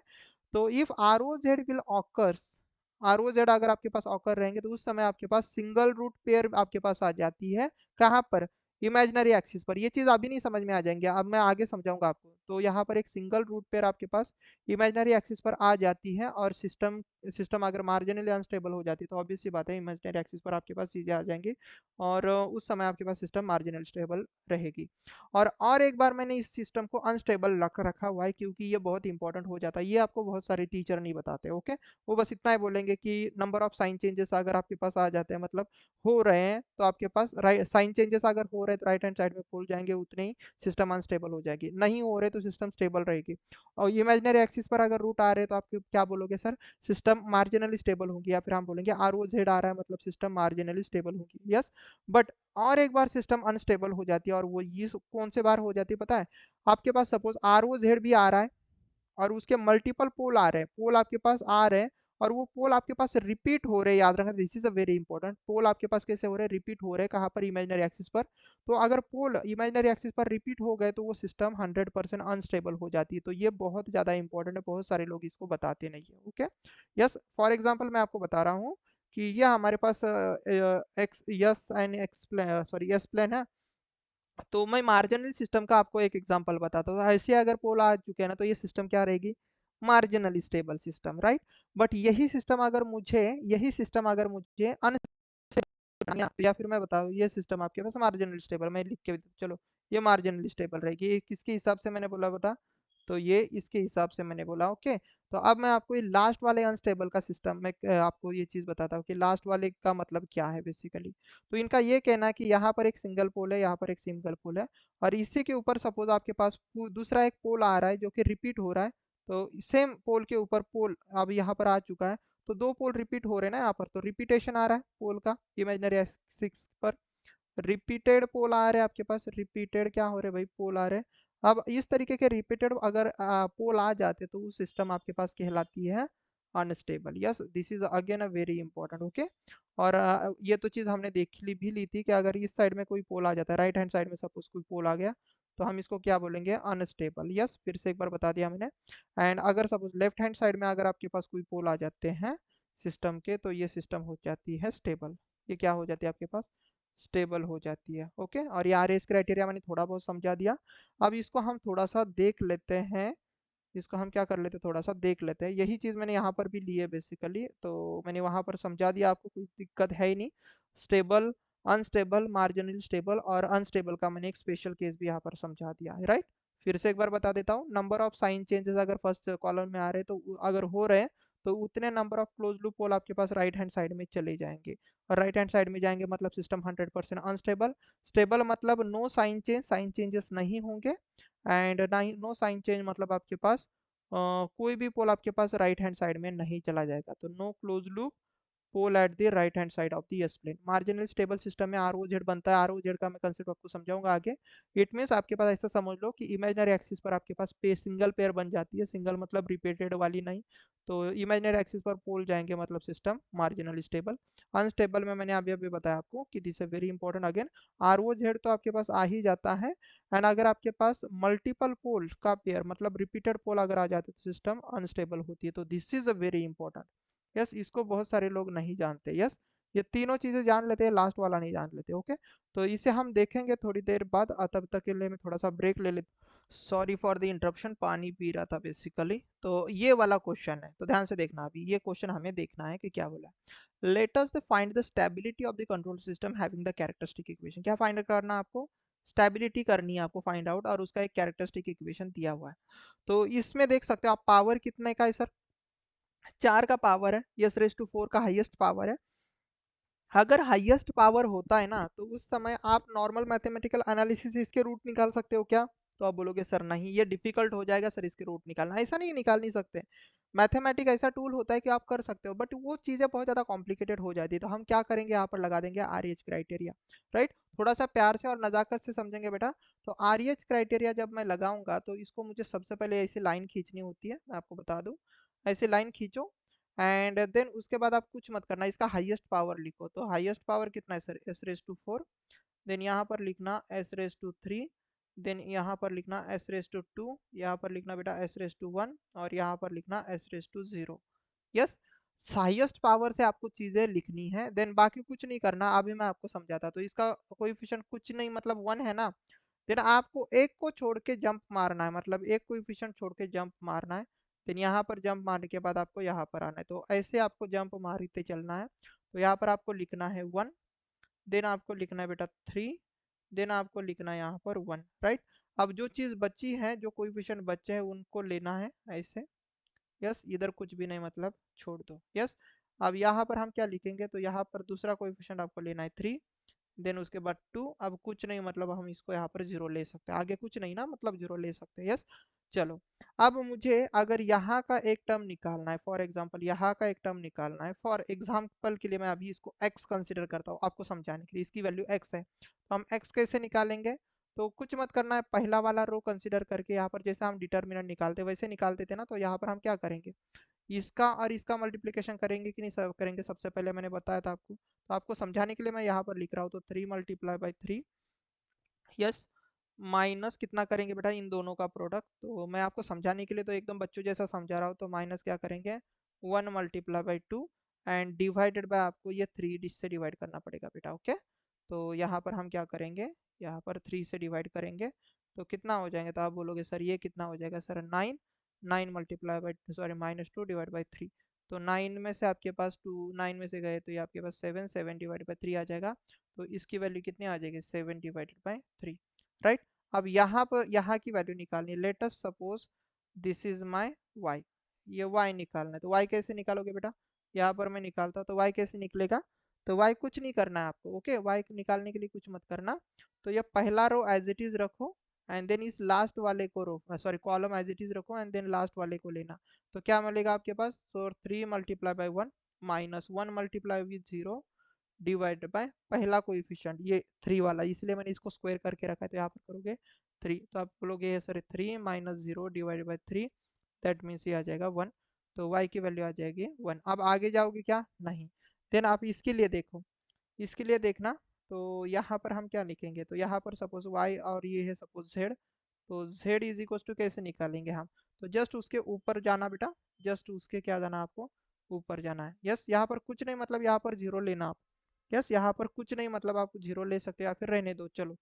तो अब इसके हिसाब से आप z को कैसे निकालोगे, तो z यहाँ पर मैं निकालता हूँ, तो z कैसे मिलेगा, sir this multiply by this minus this multiply by this, right. चलो कैसे बनेगा बेटा, तो आप बोलोगे सर 7/3 मल्टीप्लाई विथ 2 माइनस 3 × 1 और डिवाइडेड में कितना आ जाएगा, तो सर ये अब इस समय ये x आ जाएगा क्या, तो ये x की वैल्यू कितनी है सर, 7/3, यस। तो इसकी वैल्यू कितनी होगी, तो आप बोलोगे सर ये 14/3 माइनस 3 डिवाइड बाई 7/3, राइट। तो इसको थोड़ा सॉल्व कर लेना, तो कितना आ जाएगा, तो आप बोलोगे सर ये 14 - 9 डिवाइड बाय, सर ये आ जाएगा सर 14 - 9 डिवाइड बाई 3 और डिवाइड बाई 7/3, मतलब ये देखो 3 3 कट जाएगा, तो 14 में से अगर 9 जाता है तो कितना बचेगा बताओ, तो I am using the calculator, अभी मुझे ज़्यादा समय बर्बाद नहीं करना, तो 14 - 9 करेंगे तो आपके पास कितना आ जाएगा भाई, 5 और 5 डिवाइड बाई 7, तो इसकी वैल्यू कितनी आ जाएगी, 5 डिवाइड बाई 7, और यहाँ पर देखो कुछ नहीं मतलब हम यहाँ पर ले सकते सपोज 0, राइट। तो यहाँ पर z है और यहाँ पर सपोज मैं a अभी कंसिडर कर लेता, तो a की वैल्यू कैसे निकालेंगे, तो a का वैल्यू निकलेगा sir 7 multiply by 3, 7 divide by 3, not of 7 divide by 3, इसके लिए देखो, अब इसके लिए निकालेंगे तो ये दो चीजें हम कंसिडर करेंगे ना, इसके साथ मल्टीप्लाई करेंगे, यस। अब मैं आपको एक शॉर्टकट ट्रिक बताता हूँ, कभी भी अगर आपके पास लास्ट वाला रो आपके पास होता है ना, तो हमेशा याद रखना s⁻0 वाला जो टर्म रहेगा ना, तो ये हमेशा ये कांस्टेंट नंबर ही रहेगी, तो इसको बस ऐसे याद रखो, इसके लिए टाइम बर्बाद मत करना, तो इसकी वैल्यू आपके पास हमेशा बेटा 1 ही रहेगी, यस। जो लास्ट टर्म होती है ना s⁻0, तो ये उतना ही यहाँ पर आ जाता है, अगर ये नहीं आ रहा तो इसका मतलब आप गड़बड़ी कर रहे हो, तो इतना ही समझ लो, बाकी मैं अभी इसको समझाते नहीं बैठूंगा, आप नॉर्मल रूल भी लगा दोगे तो भी चलेगा, या फिर मैं फिर से आपको यहाँ पर ऐसा एरो करके देता हूँ, यस। तो ये आपके पास इसके बराबर ही होगा, मतलब 1 के बराबर नहीं, यहाँ पर अगर 3 होता 1 की जगह तो 3 हो जाती इसकी वैल्यू, राइट। अब हमें क्या देखना है, हमें देखना है कि सिस्टम स्टेबल है कि नहीं, तो हम क्या देखेंगे भाई, नंबर ऑफ साइन चेंजेस। अब साइन चेंजेस का मतलब ऐसा पकड़ लो कि कितनी बार साइन चेंजेस हो रहे हैं, नहीं समझ में आ रहा था, आप ध्यान से देखना, मुझे बताओ, ये s⁻4 से लेके जब हम s⁻3 पर गए तो +1 और +3 है, तो क्या +1 का भी साइन पॉजिटिव है और +3 का भी साइन क्या है, पॉजिटिव है, तो आप क्या बोलोगे, सर इसके बीच में no sign change, no change, no change, NC लिखा मैंने, नो चेंज। अब 3 से लेके +3 से लेके 7/3, ये दोनों भी आपके पास कैसे सर, प्लस ही है ना, प्लस ही है, मतलब हम क्या लिखेंगे फिर से, सर नो साइन चेंज, कोई भी साइन चेंज नहीं हो सर, नो चेंज, यस। अब 7/3 डिवाइड बाई 5/7, ये दोनों भी प्लस प्लस ही है, तो हम यहाँ पर क्या लिखेंगे, आप फिर से बोलोगे सर नो चेंज, कोई भी चेंज नहीं हो रहा, और +5/7 और ये भी आपके पास क्या है सर 1 ही है। तो यहाँ से भी अगर हम देख रहे हैं तो नो चेंज, तो हम क्या बोलेंगे sir, no sign change, no sign change, कोई भी साइन चेंज नहीं हो रहे, और साइन चेंज नहीं हो रहे चेंज, इट मीन्स आप क्या बोलोगे सर, राइट हैंड साइड में आपके पास जो पोल्स रहेंगे वो कितने रहेंगे, तो आप बोलते हो सर जो जो हमारे पास नंबर ऑफ साइन चेंजेस जितनी बार होते हैं सर उतने पोल्स हमारे राइट हैंड साइड में जा रहे हैं, तो नो साइन चेंज मतलब राइट हैंड साइड में आपके पास कितने पोल जाएंगे आपके पास, तो आप बोलोगे सर 0, और राइट हैंड साइड में कोई पोल नहीं जाएगा, मतलब हम क्या बोलेंगे सर, सिस्टम क्या हो जाएगी सर, स्टेबल, राइट। तो हम क्या बोलेंगे, ये सिस्टम होगी सर स्टेबल। तो मैंने यही बोला कि हम यहाँ पर कमेंट क्या करेंगे, ये सिस्टम हो जाएंगे स्टेबल। अब आपको ये बोल सकता है कि बताओ इस सिस्टम के राइट हैंड साइड में कितने पोल हैं, तो आप क्या बोलोगे सर, नो साइन चेंज मतलब सर राइट हैंड साइड में कोई भी पोल नहीं है। यस। अब मुझे बताना, इसमें ऐसा भी क्वेश्चन आपको पूछा जा सकता है, देखना कि बताओ इस सिस्टम में लेफ्ट हैंड साइड में कितने पोल है, तो मुझे बताओ इस कैरेक्टरिस्टिक इक्वेशन का हाईएस्ट ऑर्डर कितना है, 4 का है। इसका मतलब इसके रूट भी 4 बनेंगे ना, और रूट 4 बनेंगे मतलब इसके 4 पोल बनेंगे, तो राइट हैंड साइड में कोई पोल नहीं गया है, लिसन केयरफुली, राइट इस साइड में कोई भी पोल नहीं है, राइट हैंड साइड में कोई भी पोल नहीं है। यस, और इसमें आर ओ जेड भी नहीं, आर ओ जेड मतलब रो ऑफ जीरो, तो ऐसा कोई एक हाथ दो पूरा का पूरा जीरो हो जाता है, तो इसे बोलते हैं हम रो ऑफ जीरो। आगे देखेंगे हम रो ऑफ जीरो का मतलब क्या होता है। तो रो ऑफ जीरो जब आपके पास आ जाता है बेटा, तो उस केस में आपके पास इमेजिनरी एक्सिस पर पोल आने की संभावना होती है, मतलब यहाँ पर संभावना क्या होते ही होते हैं, इमेजिनरी एक्सिस या फिर हम बोलेंगे symmetrical about the origin pair बनती है बेसिकली। तो ऐसी चीजें नहीं हो रही है, मतलब आर ओ जेड भी नहीं है और साइन चेंजेस भी नहीं है, तो इसका मतलब मैं ये बताने की कोशिश कर रहा हूँ कि राइट हैंड साइड में कोई भी पोल नहीं है, इवन दो इमेजिनरी एक्सिस पर भी कोई पोल नहीं है। तो आपके पूरे के पूरे पोल कहाँ पर लाई करेंगे, तो आप बोलोगे सर लेफ्ट हैंड साइड में लाई करेंगे, तो पूरे के पूरे मतलब कितने का हाईएस्ट ऑर्डर है हमारे लिए, 4, 4 का हाईएस्ट ऑर्डर है ना आपके पास। तो हम क्या बोलेंगे, अगर मैं आपसे बोलूं कि बताओ लेफ्ट हैंड साइड में कितने पोल है इस सिस्टम के, तो आप बोलोगे सर वो बनेंगे सर 4। राइट हैंड साइड में अगर मैं आपसे पूछूंगा तो आप बोलोगे सर नो साइन चेंज, जितना साइन चेंज ही नहीं हो तो आप बोलोगे सर 0। और मैं अगर बोलूँ कि बताओ इमेजिनरी एक्सिस पर कितने पोल है, इमेजिनरी एक्सिस पर कितने पोल है, तो इमेजिनरी एक्सिस पर आप बोलोगे सर आर ओ जेड नहीं बनाए, okay, row of zero, R O Z नहीं बनाए सर, मैं इसको ऐसा लिख के भी काट कर दे रहा हूँ, नहीं बनाए, इट मीन्स इमेजिनरी एक्सिस पर भी 0 पोल रहेंगे, तो this is very very important, एक ही क्वेश्चन ले रहा हूँ सभी चीजें कवर अप करके दे रहा हूँ, ओके। तो लेफ्ट हैंड साइड में अगर पूछेगा तो 4 बोलना है, क्यों, क्योंकि राइट हैंड साइड में कुछ भी नहीं और even though the imaginary axis पर भी कोई भी पोल नहीं है, इसीलिए हमारे पास ये कैरेक्टरिस्टिक इक्वेशन के जो रूट्स रूट्स रहेंगे या फिर हम बोलेंगे पोल, तो लेफ्ट हैंड साइड में 4, राइट हैंड साइड में 0, इमेजिनरी एक्सिस पर 0, साइन चेंज नहीं है ना, इसलिए हम बोलेंगे सर सिस्टम स्टेबल है। यस, उम्मीद करता हूँ ये क्वेश्चन समझ में आ गया होगा। अब इसी में ही हमारे पास आरएएस क्राइटेरिया में स्पेशल केसेस होती है, अब इन स्पेशल केसेस को हम देखेंगे कि क्या है हमारे पास स्पेशल केसेस। देखो कि एक होता है स्पेशल केस जिसमें आपके पास first element of the row of the Routh Hurwitz is 0, रो का आपके पास कोई एलिमेंट, आपके पास पहला एलिमेंट अगर 0 बन चुका है, तो ये हमारी एक स्पेशल पहली केसेस हो जाती है, फिर हम इसको बोलते हैं डिफिकल्टी हमारे पास आ जाती है आरएएस क्राइटेरिया बनाते वक्त।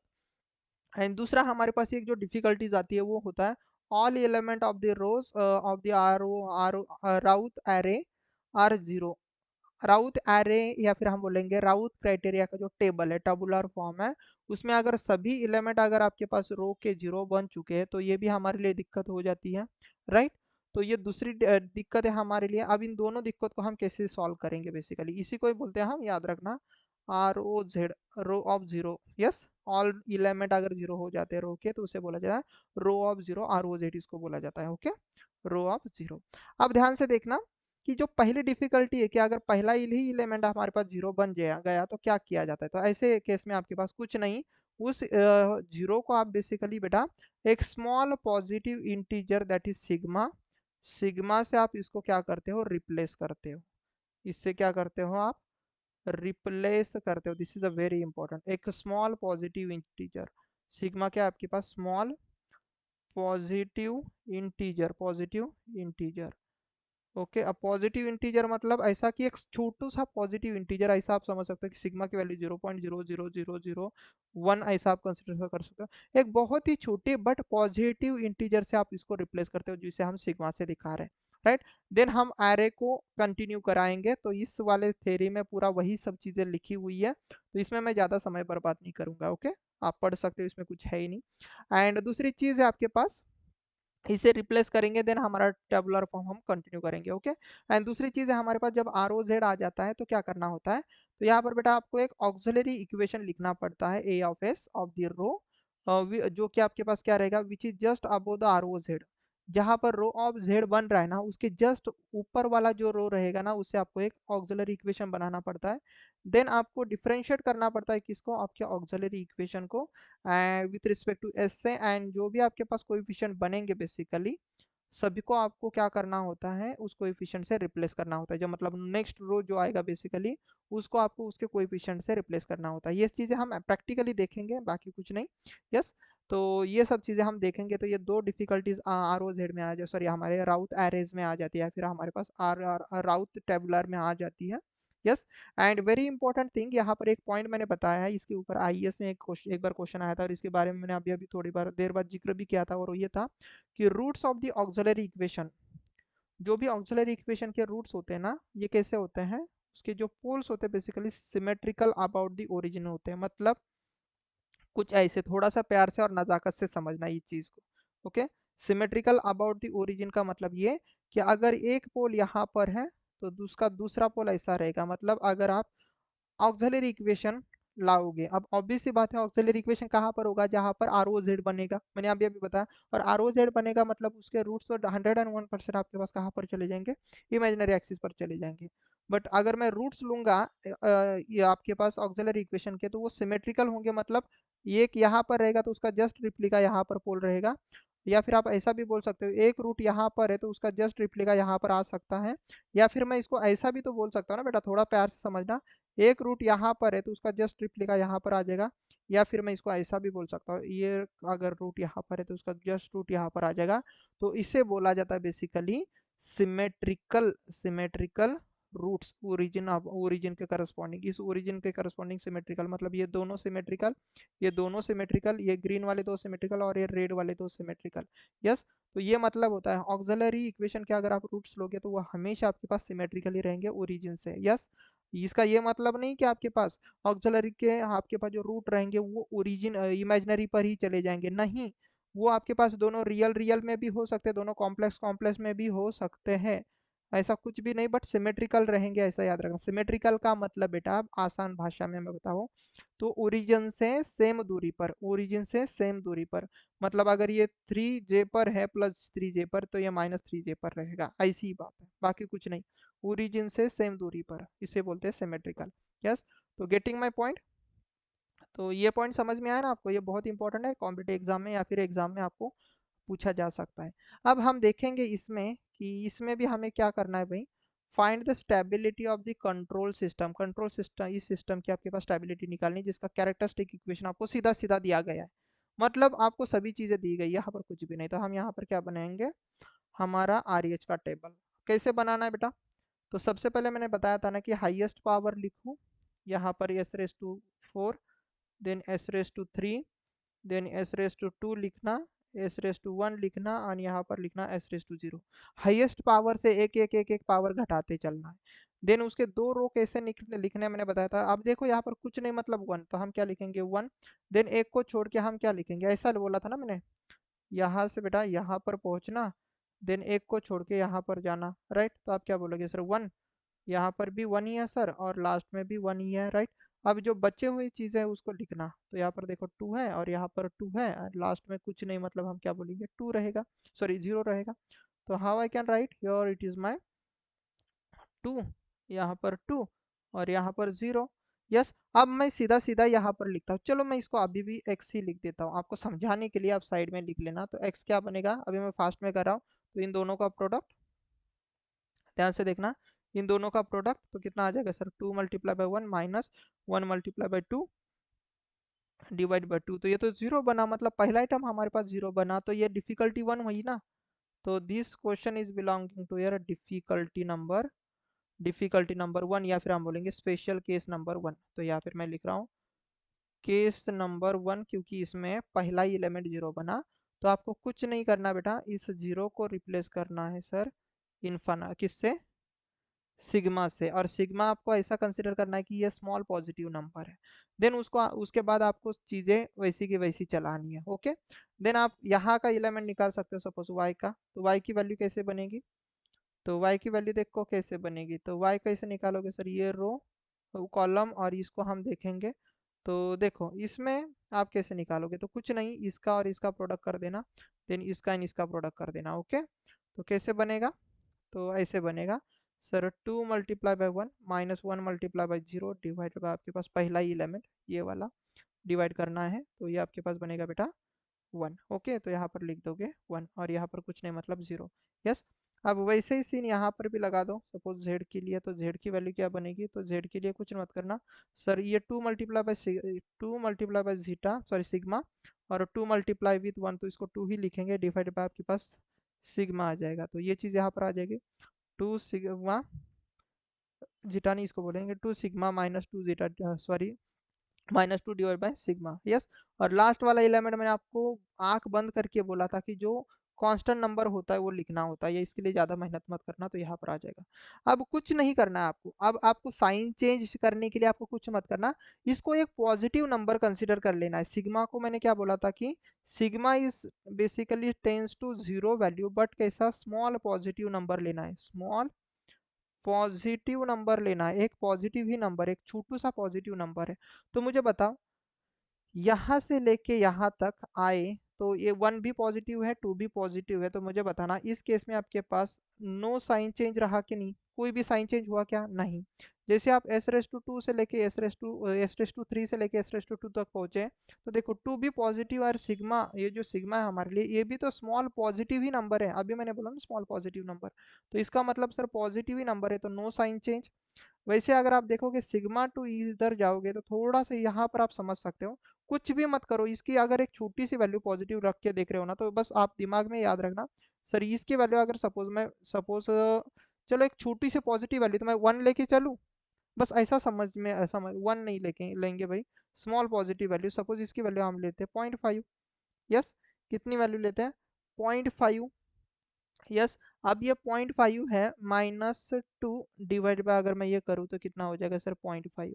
थोड़ा सा ध्यान से देखना, तो कितना हो जाएगा ये 0.5 मल्टीप्लाई पर, तो ये 1 ऐसा नहीं, ऐसा ऐसा समझ लो कि एक छोटू सा पॉजिटिव नंबर है। सपोज एक छोटा पॉजिटिव नंबर रहेगा, एकदम छोटू छोटू छोटू पॉजिटिव नंबर रहेगा, तो आप क्या बोलोगे। तो सर यहाँ पर ध्यान से देखना 2, छोटा एक पॉजिटिव नंबर कौन सा ले सकते हो, सपोज 1 ही ले लो, 1 लेंगे या फिर पॉइंट, चलो मैं 0.1 लेता हूँ। तो 0.1 -2 डिवाइड बाय सपोज ये 0.1, तो कितना हो जाएगा, तो ये हो जाएगा सर देखो 0.2 -2 डिवाइड बाय 0.1, तो कितना हो जाएगा सर ये -0.8 डिवाइडेड बाय 0.8। तो आप ये काटोगे तो देखो ये सर -8 बन रहा है। इट मीन्स ये नंबर आपके पास बेटा निगेटिव बन रहा है, एक छोटा सा अगर पॉजिटिव नंबर लोगे तो निगेटिव बन रहा है। तो दिस इज वेरी इंपॉर्टेंट।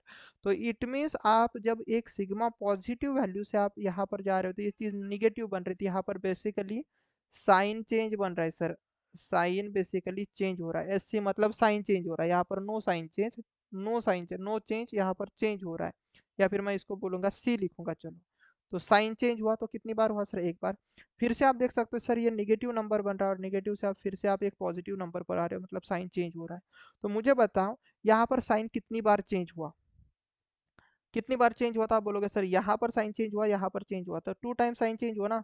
तो हम क्या लिखेंगे सर, 2 साइन चेंजेस आ रहे हैं, 2 साइन चेंजेस आ रहे हैं सर। अगर 2 साइन चेंजेस आ रहे हैं तो हम क्या बोलेंगे कि राइट हैंड साइड में आपके पास पोल्स कितने जाएंगे, क्लोज लूप पोल्स कितने जाएंगे, याद रखना ये क्लोज लूप होगा। ओके, क्लोज्ड लूप पोल होते हैं, क्लोज लूप कितने जाएंगे, तो आप बोलोगे सर ये आपके पास नंबर ऑफ साइन चेंज के मतलब 2 के बराबर जाएंगे, राइट।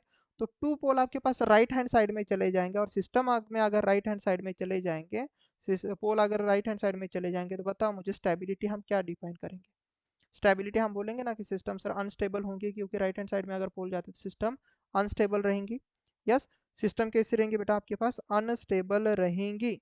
अब सिस्टम अगर आपके पास अनस्टेबल होंगी तो स्टेबिलिटी तो का तो कमेंट कर ही दिया है मैंने। अब मुझे बताओ टोटल पोल कितने रहेंगे इसमें, तो हाईएस्ट पावर तो 4 है ना। हाईएस्ट पावर अगर आपके पास 4 है, हाईएस्ट पावर अगर बेटा आपके पास अगर 4 है, तो मुझे एक चीज बताना, तो दो पोल तो राइट हैंड साइड में चले गए हैं और ना ही हमारे पास आर ओ जेड बना, मतलब इमेजिनरी एक्सिस की कोई बात ही नहीं है। तो इसका मतलब मैं बोल रहा हूँ कि टोटल पोल, ध्यान से देखना, टोटल पोल आपके पास देखो बेटा 4 है, जिसमें से राइट हैंड साइड में आपके पास कितने हैं, राइट हैंड साइड में 2 है। तो मुझे बताओ लेफ्ट हैंड साइड में कितने रहेंगे, तो आप बोलोगे सर 2 रहेंगे। तो आप तो ये चीज समझ में आ गया ना कि लेफ्ट हैंड साइड में 2 पोल, राइट हैंड साइड में 2 पोल, तो वैसे हमारे पास टोटल 4 पोल बन रहे हैं। क्यों? क्योंकि हाईएस्ट पावर आपका 4 है, तो ऐसे हमारे पास 4 पोल बन रहे हैं। Getting my point? ऐसे हमारे पास 4 पोल बन रहे हैं। तो ये भी उम्मीद करता हूँ ये क्वेश्चन समझ में आ गया होगा, और इसमें मैंने ये छोटी वाली कंसेप्ट भी बताई, इवन दो हमने सिस्टम अनस्टेबल है ये भी कमेंट किया। ओके, तो नेक्स्ट क्वेश्चन देखने से पहले मैं पानी पी लेता हूँ, देन हम सेशन को स्टार्ट करेंगे। Okay, sorry for the interruption, but obvious सी बात है, मुझे पानी तो पीना पड़ेगा ना बेटा। यस, चलो अब हम देख लेते हैं कि हमारे पास नेक्स्ट क्वेश्चन है क्या बेसिकली। यस, इस क्वेश्चन को हम देख लेते हैं। एंड इस क्वेश्चन में हम देखेंगे कि इसमें भी फिर से वही बोला है, let the find the stability. Stability check करनी है, मतलब स्टेबिलिटी कैसे चेक करेंगे कि राइट हैंड साइड में पोल है कि नहीं है, एंड कित है तो भाई कितने हैं, लेफ्ट में कितने हैं, क्या ये सब चीजें देखेंगे। Right hand sorry, right hand side में अगर पोल जाते हैं तो हम सिस्टम बोलेंगे अनस्टेबल है, नहीं जाते तो हम बोलेंगे स्टेबल है। इमेजिनरी पर आ जाएंगे तो हम बोलेंगे मार्जिनली स्टेबल है। यस, और रिपीटेड अगर पोल आ जाएंगे इमेजिनरी एक्सिस पर तो हम बोलेंगे सिस्टम तो अनस्टेबल हो जाएंगी फिर, राइट। तो इसके लिए तो मैथमेटिकल नहीं लगा सकते, क्योंकि सर हाईएस्ट पावर हमारे पास 4 है, तो हम नॉर्मली हम मैथमेटिक्स कहाँ पर लगाते हैं, ज़्यादा जहाँ पर हमारे पावर ज़्यादा से ज़्यादा 3 तक होती है, वहाँ पर हम मैथमेटिकली रूट्स आसानी से निकाल सकते हैं। बट ज़्यादा पोल हो गए ना आपके पास, हाईएस्ट पावर हो गई, तो मैथमेटिक्स नहीं अप्लाई कर सकते। तो चलो इसके लिए हम देख लेते हैं भाई कि कैसे निकालेंगे। तो टेबुलर बना लेते हैं आर एच का। तो कैसे बनेगा, सबसे पहले तो मैंने बोला था कि भाई हाईएस्ट पावर लिखो S⁻5 और 5, देन S⁻, आपको कितना लिखना है बेटा, 4 लिखना है।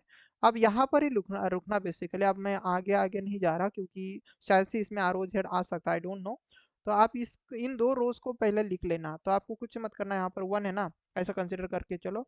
तो एक को छोड़ के यहाँ का कोएफिशिएंट उठाना है, देन एक को छोड़ के यहाँ का कोएफिशिएंट उठाना है, देन आगे एक को छोड़ के तो कुछ है ही नहीं, तो यहाँ तक ही रुकेंगे। तो हम क्या बोलेंगे, सर पहले का कोएफिशिएंट है 1, दूसरे का भी देख सकते हो, S⁻3 का भी कोएफिशिएंट है 1, और S⁻1 का भी कोएफिशिएंट है 1।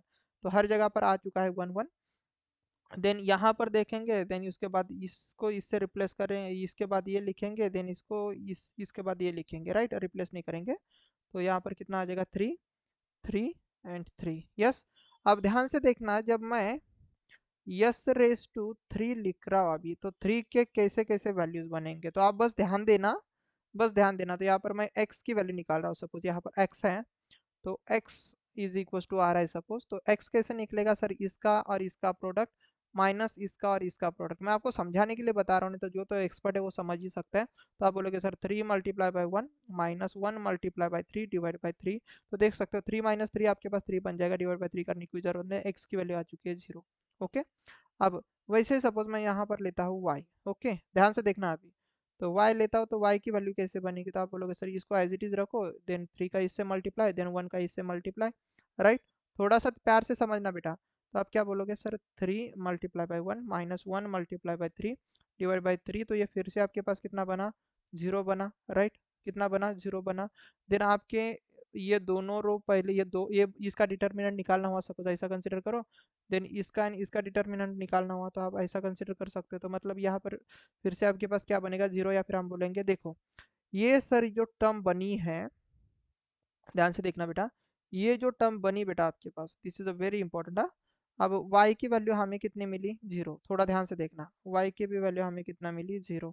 तो इसमें रो ऑफ 0 बना के नहीं, मतलब इस रो के सभी इलेमेंट, ऑल इलेमेंट आपके पास 0 बने कि नहीं, तो इसको बोला जाता है बेटा रो ऑफ 0। अब रो ऑफ 0 बन रहा है, तो थोड़ा प्यार से और नज़ाकत से हम देखेंगे यहाँ पर क्या बना है, रो ऑफ 0। मतलब यहाँ पर हमें किसकी ज़रूरत लेनी पड़ेगी सर, ऑक्सिलरी इक्वेशन की। और ऑक्सिलरी इक्वेशन कहाँ पर बनता है सर, सर जस्ट इसके ऊपर वाला जो रो होता है उससे हमारे पास ऑक्सिलरी इक्वेशन बनता है। वो कैसे बनेगा सर? ए ऑफ एस मतलब ऑक्सिलरी इक्वेशन कैसे लिखेंगे सर? 3, ध्यान से देखना, 3s⁴, ओके, 3s⁴, मतलब इसके जस्ट ऊपर वाला, तो ये टर्म बनेगी बेसिकली, ये एंड देन ये वाला इक्वेशन। यस, तो नहीं समझे? अरे भाई 3s⁴ करना, ऐसा समझो, 3s⁴, देन उसके बाद यहाँ पर कोएफिशिएंट कितना है सर? +3। अब इसमें ना सीधा यहाँ पर डिनोमिनेटर में यहाँ पर लिखना, तो s⁴ लिखना, s⁴ ना मत लिखना, ओके। देन लास्ट में कितना आ जाएगा? s⁴ के बाद कितना आ जाएगा? s⁴, और s⁴ मतलब 1 आ जाएगा, तो यहाँ पर 3 आ जाएगा। यस, ऐसा समझ लो कि ये चीज़ एज इट इज लिखनी है आपको। यस, बाकी नहीं, ये चीज़ यहाँ पर बताने से आपको डिफिकल्टीज आ सकती है, ठीक है, मैं आपको थोड़ा बाद में समझाऊंगा कि ये चीज़ क्या है। ऐसा समझ लो कि इससे आपको कैरेक्टरिस्टिक इक्वेशन लिखना है, बाकी कुछ नहीं, इसको मल्टीप्लाई बाय इससे करना, देन इसका जो भी नंबर रहेगा इसको 2 से डिवाइड करते जाना, बस, बाकी कुछ नहीं, इसमें से 2 माइनस करते जाना। तो देखो 4 पावर में से 2 माइनस होंगे तो कितना हो जाएगा? 0, एंड 0 में से फिर से 2 माइनस हो जाएगा तो आप क्या बोलोगे? 0, s⁴, मतलब इसकी वैल्यू हो जाएगी 1, और 1 लिखने का कोई मतलब नहीं होता, इसलिए मैंने वहाँ पर 3 लिखा है, बस इतनी सी बात है, ओके। अब नेक्स्ट जो रो बनाना होता है, या फिर हमारे पास जो s⁴ जिसमें सभी 0 बन चुके, तो ये तो नहीं चलेगा ना, मतलब s⁴ को हमें फिर से एक बार रिपीट करना पड़ेगा। तो इसके जो कोएफिशिएंट बेसिकली, सॉरी, कैसे लाएंगे हम? तो आपको इस वाले इक्वेशन को करना होगा भाई differentiate with respect to S से। तो देखो मैंने यहाँ पर a डैश लिखा, मतलब डिफरेंशिएट, और सभी को पता है कि भाई 3 इंटू s⁴ मतलब कितना हो जाएगा सर? 4 त्रिकम 12, तो ये हो जाएगा भाई 12 s⁴। यस, सभी को डेरिवेटिव आता होगा, आई नो। और ये कितना होगा? 3 मल्टीप्लाई बाई 2 इज 6 s⁴ और ये देखो कांस्टेंट नंबर है भाई, तो इसका हो जाएगा 0, कांस्टेंट का डेरिवेटिव विथ रिस्पेक्ट टू हो जाएगा 0। तो ये आपके पास कोएफिशिएंट बने, तो ये जो कोएफिशिएंट बने ना इसके 12, तो आपको यहाँ पर लिखना है, और यहाँ पर लिखना है भाई 6। यस, देन आपको सिलसिला आगे बढ़ाना है, देन आपको सिलसिला आगे बढ़ाना है, ओके। अब सिलसिला आगे बढ़ाएंगे मतलब यहाँ पर क्या आ जाएगा? s⁴ अब s⁴ के लिए सपोज मैं यहाँ पर a ले लेता हूँ, तो a की वैल्यू कैसे मिलेगी बताओ? यहाँ पर मैं लिखूँ, तो a के लिए क्या करना है आपको? अब ये वाला चीज़ पूरी स्किप कर देनी है, क्योंकि इसको आपने रिप्लेस किया हुआ है, इसको आपने आर ऑफ जेड को फिर से एक बार रिप्लेस किया। यस, इसको छोड़ के देना, क्योंकि इसकी वैल्यू हमने यहाँ पर लिखी, देखना s⁴ को हमने फिर से रिपीट किया ना। यस, तो हम क्या लिखेंगे a के लिए? अब 12 मल्टीप्लाई बाई 3, और ये 3 मल्टीप्लाई बाई 6 हो जाएगा। Getting my point?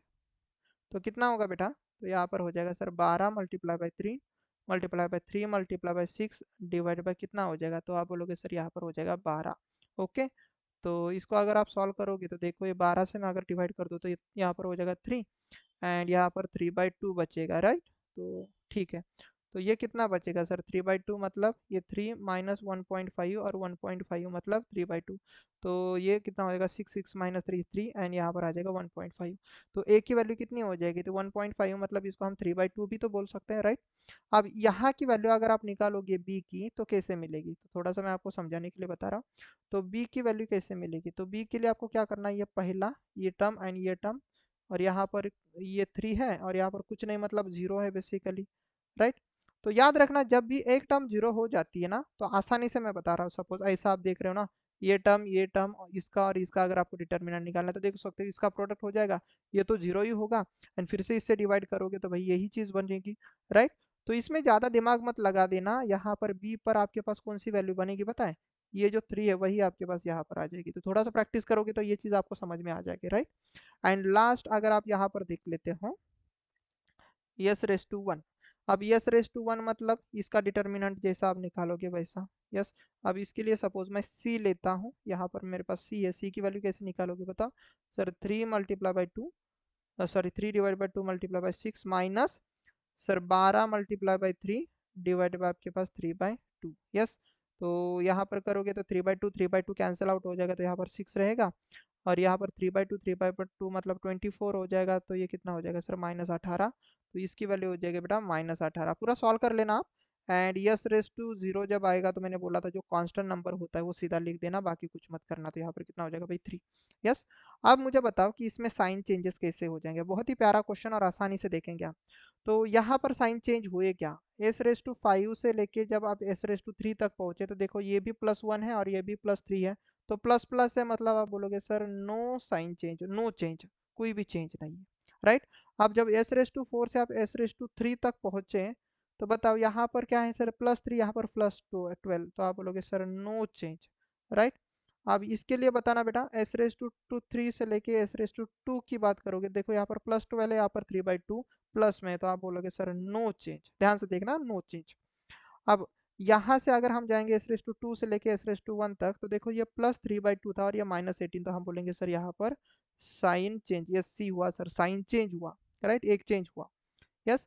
और देखो -18 से लेके प्लस, फिर से आप +33 पर पहुंचे, तो आप क्या बोल रहे हो सर, यहाँ पर फिर से साइन चेंज हुआ बेटा, यहाँ पर फिर से साइन चेंज हुआ, तो कितने बार साइन चेंज हुआ, एक एंड दो बार, दो बार साइन चेंज हुआ है, तो हम क्या बोलेंगे सर, 2 टाइम्स अगर साइन चेंज हुआ है, लिसन केयरफुली, 2 टाइम्स अगर हमारे पास साइन चेंज हुआ है, तो इसका मतलब साइन चेंज हुआ मतलब ये सिस्टम आपके पास या तो स्टेबल हो सकती है या तो अनस्टेबल, मतलब मार्जिनल स्टेबल हो सकती है, क्योंकि इसमें आर ओ जेड भी आ चुका है। तो अब ये सिस्टम में राइट हैंड साइड में कितने पोल है और लेफ्ट हैंड में कितने, ये सब चीजें हम देखेंगे। तो टोटल पोल तो आपको पता होनी चाहिए, तो टोटल पोल कितने रहेंगे बेटा, चलो यहाँ पर मैं लिखता हूँ, टोटल पोल कितने आएंगे। तो हमेशा याद रखना टोटल पोल कितने होते हैं सिस्टम के, तो जो हाईएस्ट पावर होती है ना, highest power of characteristic equation, highest power of characteristic equation, that is nothing but here it is a 5, total power 5 है, यस। टोटल आपके पास पावर कितना है, 5 है, या फिर हम हाई पोल बोलेंगे, टोटल हमारे पास 5 है।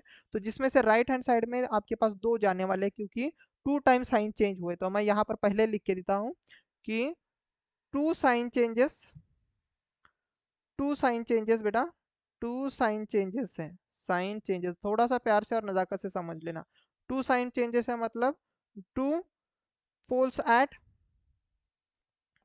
Eight right hand side of S plane, yes. S plane के टू राइट हैंड साइड में 2 पोल तो जा रहे हैं, अब कैसे जा रहे हैं हमें नहीं पता, बट 2 पोल तो उधर जा रहे हैं, बस इतनी बात समझ में आ रही है। अब हम क्या करेंगे सर, अब एक्स, ये जो एक्सिस आपके पास जो आ रहे हैं, और आपके पास roots of the auxiliary equation जो होते हैं ना, ये आपके पास सिमेट्रिकल पोल दिखा देता है कि सिमेट्रिकल पोल कहाँ पर है, सिमेट्रिकल पोल कहाँ पर है। तो मुझे बताना इसके हम रूट्स कैसे निकालेंगे, जैसे कि आपके पास ऑक्सिलरी इक्वेशन का, आपके पास ऑक्सिलरी इक्वेशन के रूट्स निकालने ना आपको, तो कहाँ पर है भाई आपके पास ऑक्सिलरी इक्वेशन, तो ये देखो ऑक्सिलरी इक्वेशन है ए ऑफ एस, थोड़ा प्यार से समझना क्योंकि आपको लगेगा सर बहुत डिफिकल्ट हो रहा है, बट इससे आपका ये चैप्टर पूरा कवर अप हो जाएगा बेटा, एस रेस टू 2 + 3। अब इसके हम रूट निकाल सकते हैं क्या, नहीं, तो मैं यहाँ पर थोड़ा जुगाड़ करूंगा, इसके रूट्स कैसे निकाल सकता हूँ मैं, इसको ना ऐसा कंसिडर कर लेता हूँ कि एस रेस टू 2 स्क्वायर जो है ना, इसको मैं सपोज एक्स कंसिडर कर लेता हूँ।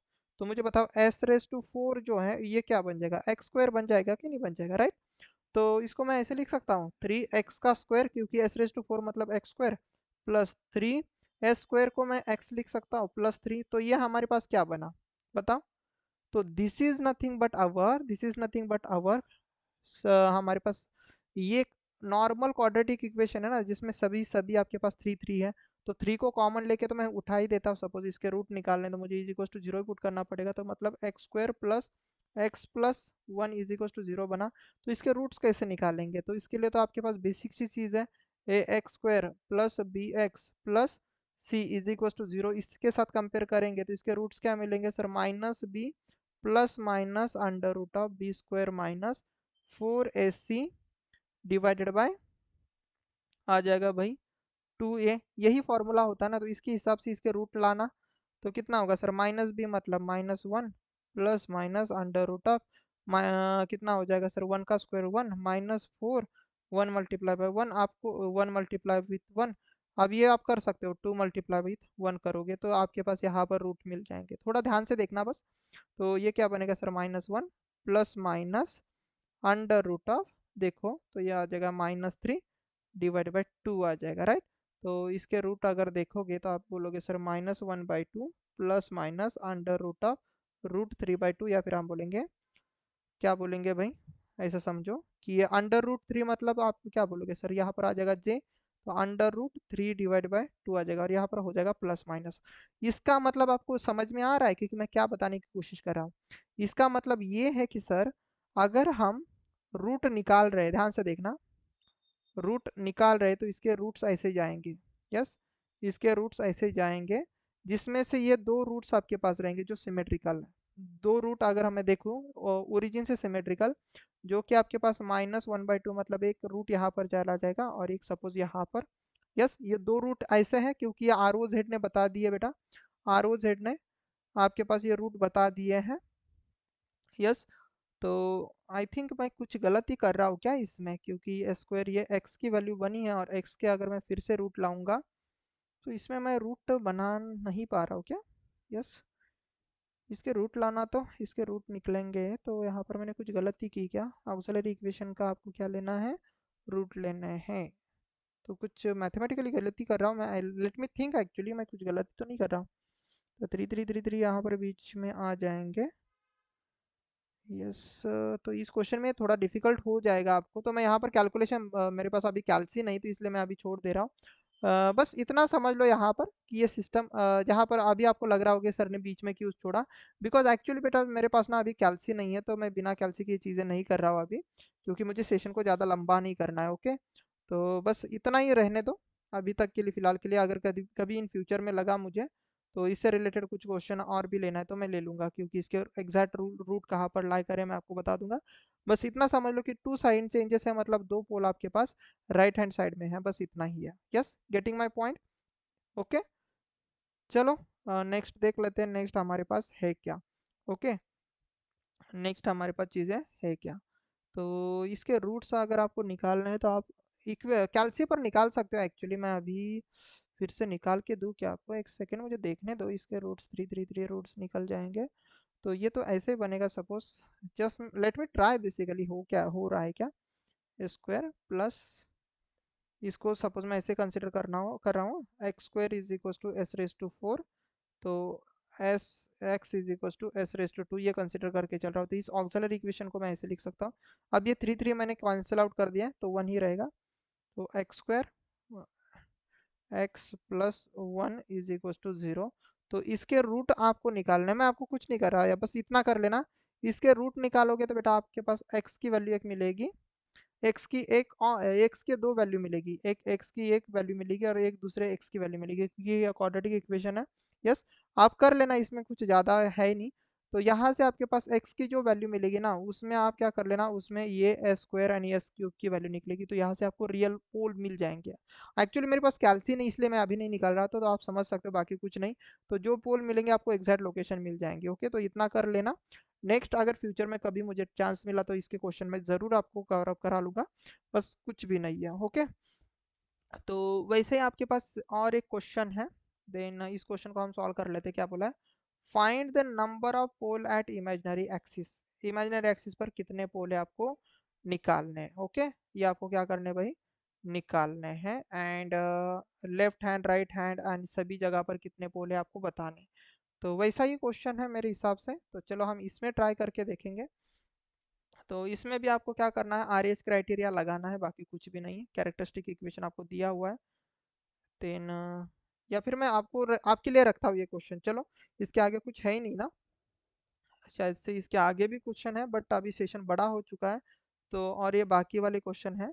तो आपके लिए मैं ये होमवर्क रखता हूँ, ये वाला क्वेश्चन, बेसिकली ये सभी क्वेश्चन मैं आपके लिए होमवर्क रखता हूँ, सेशन बड़ा हो रहा है तो।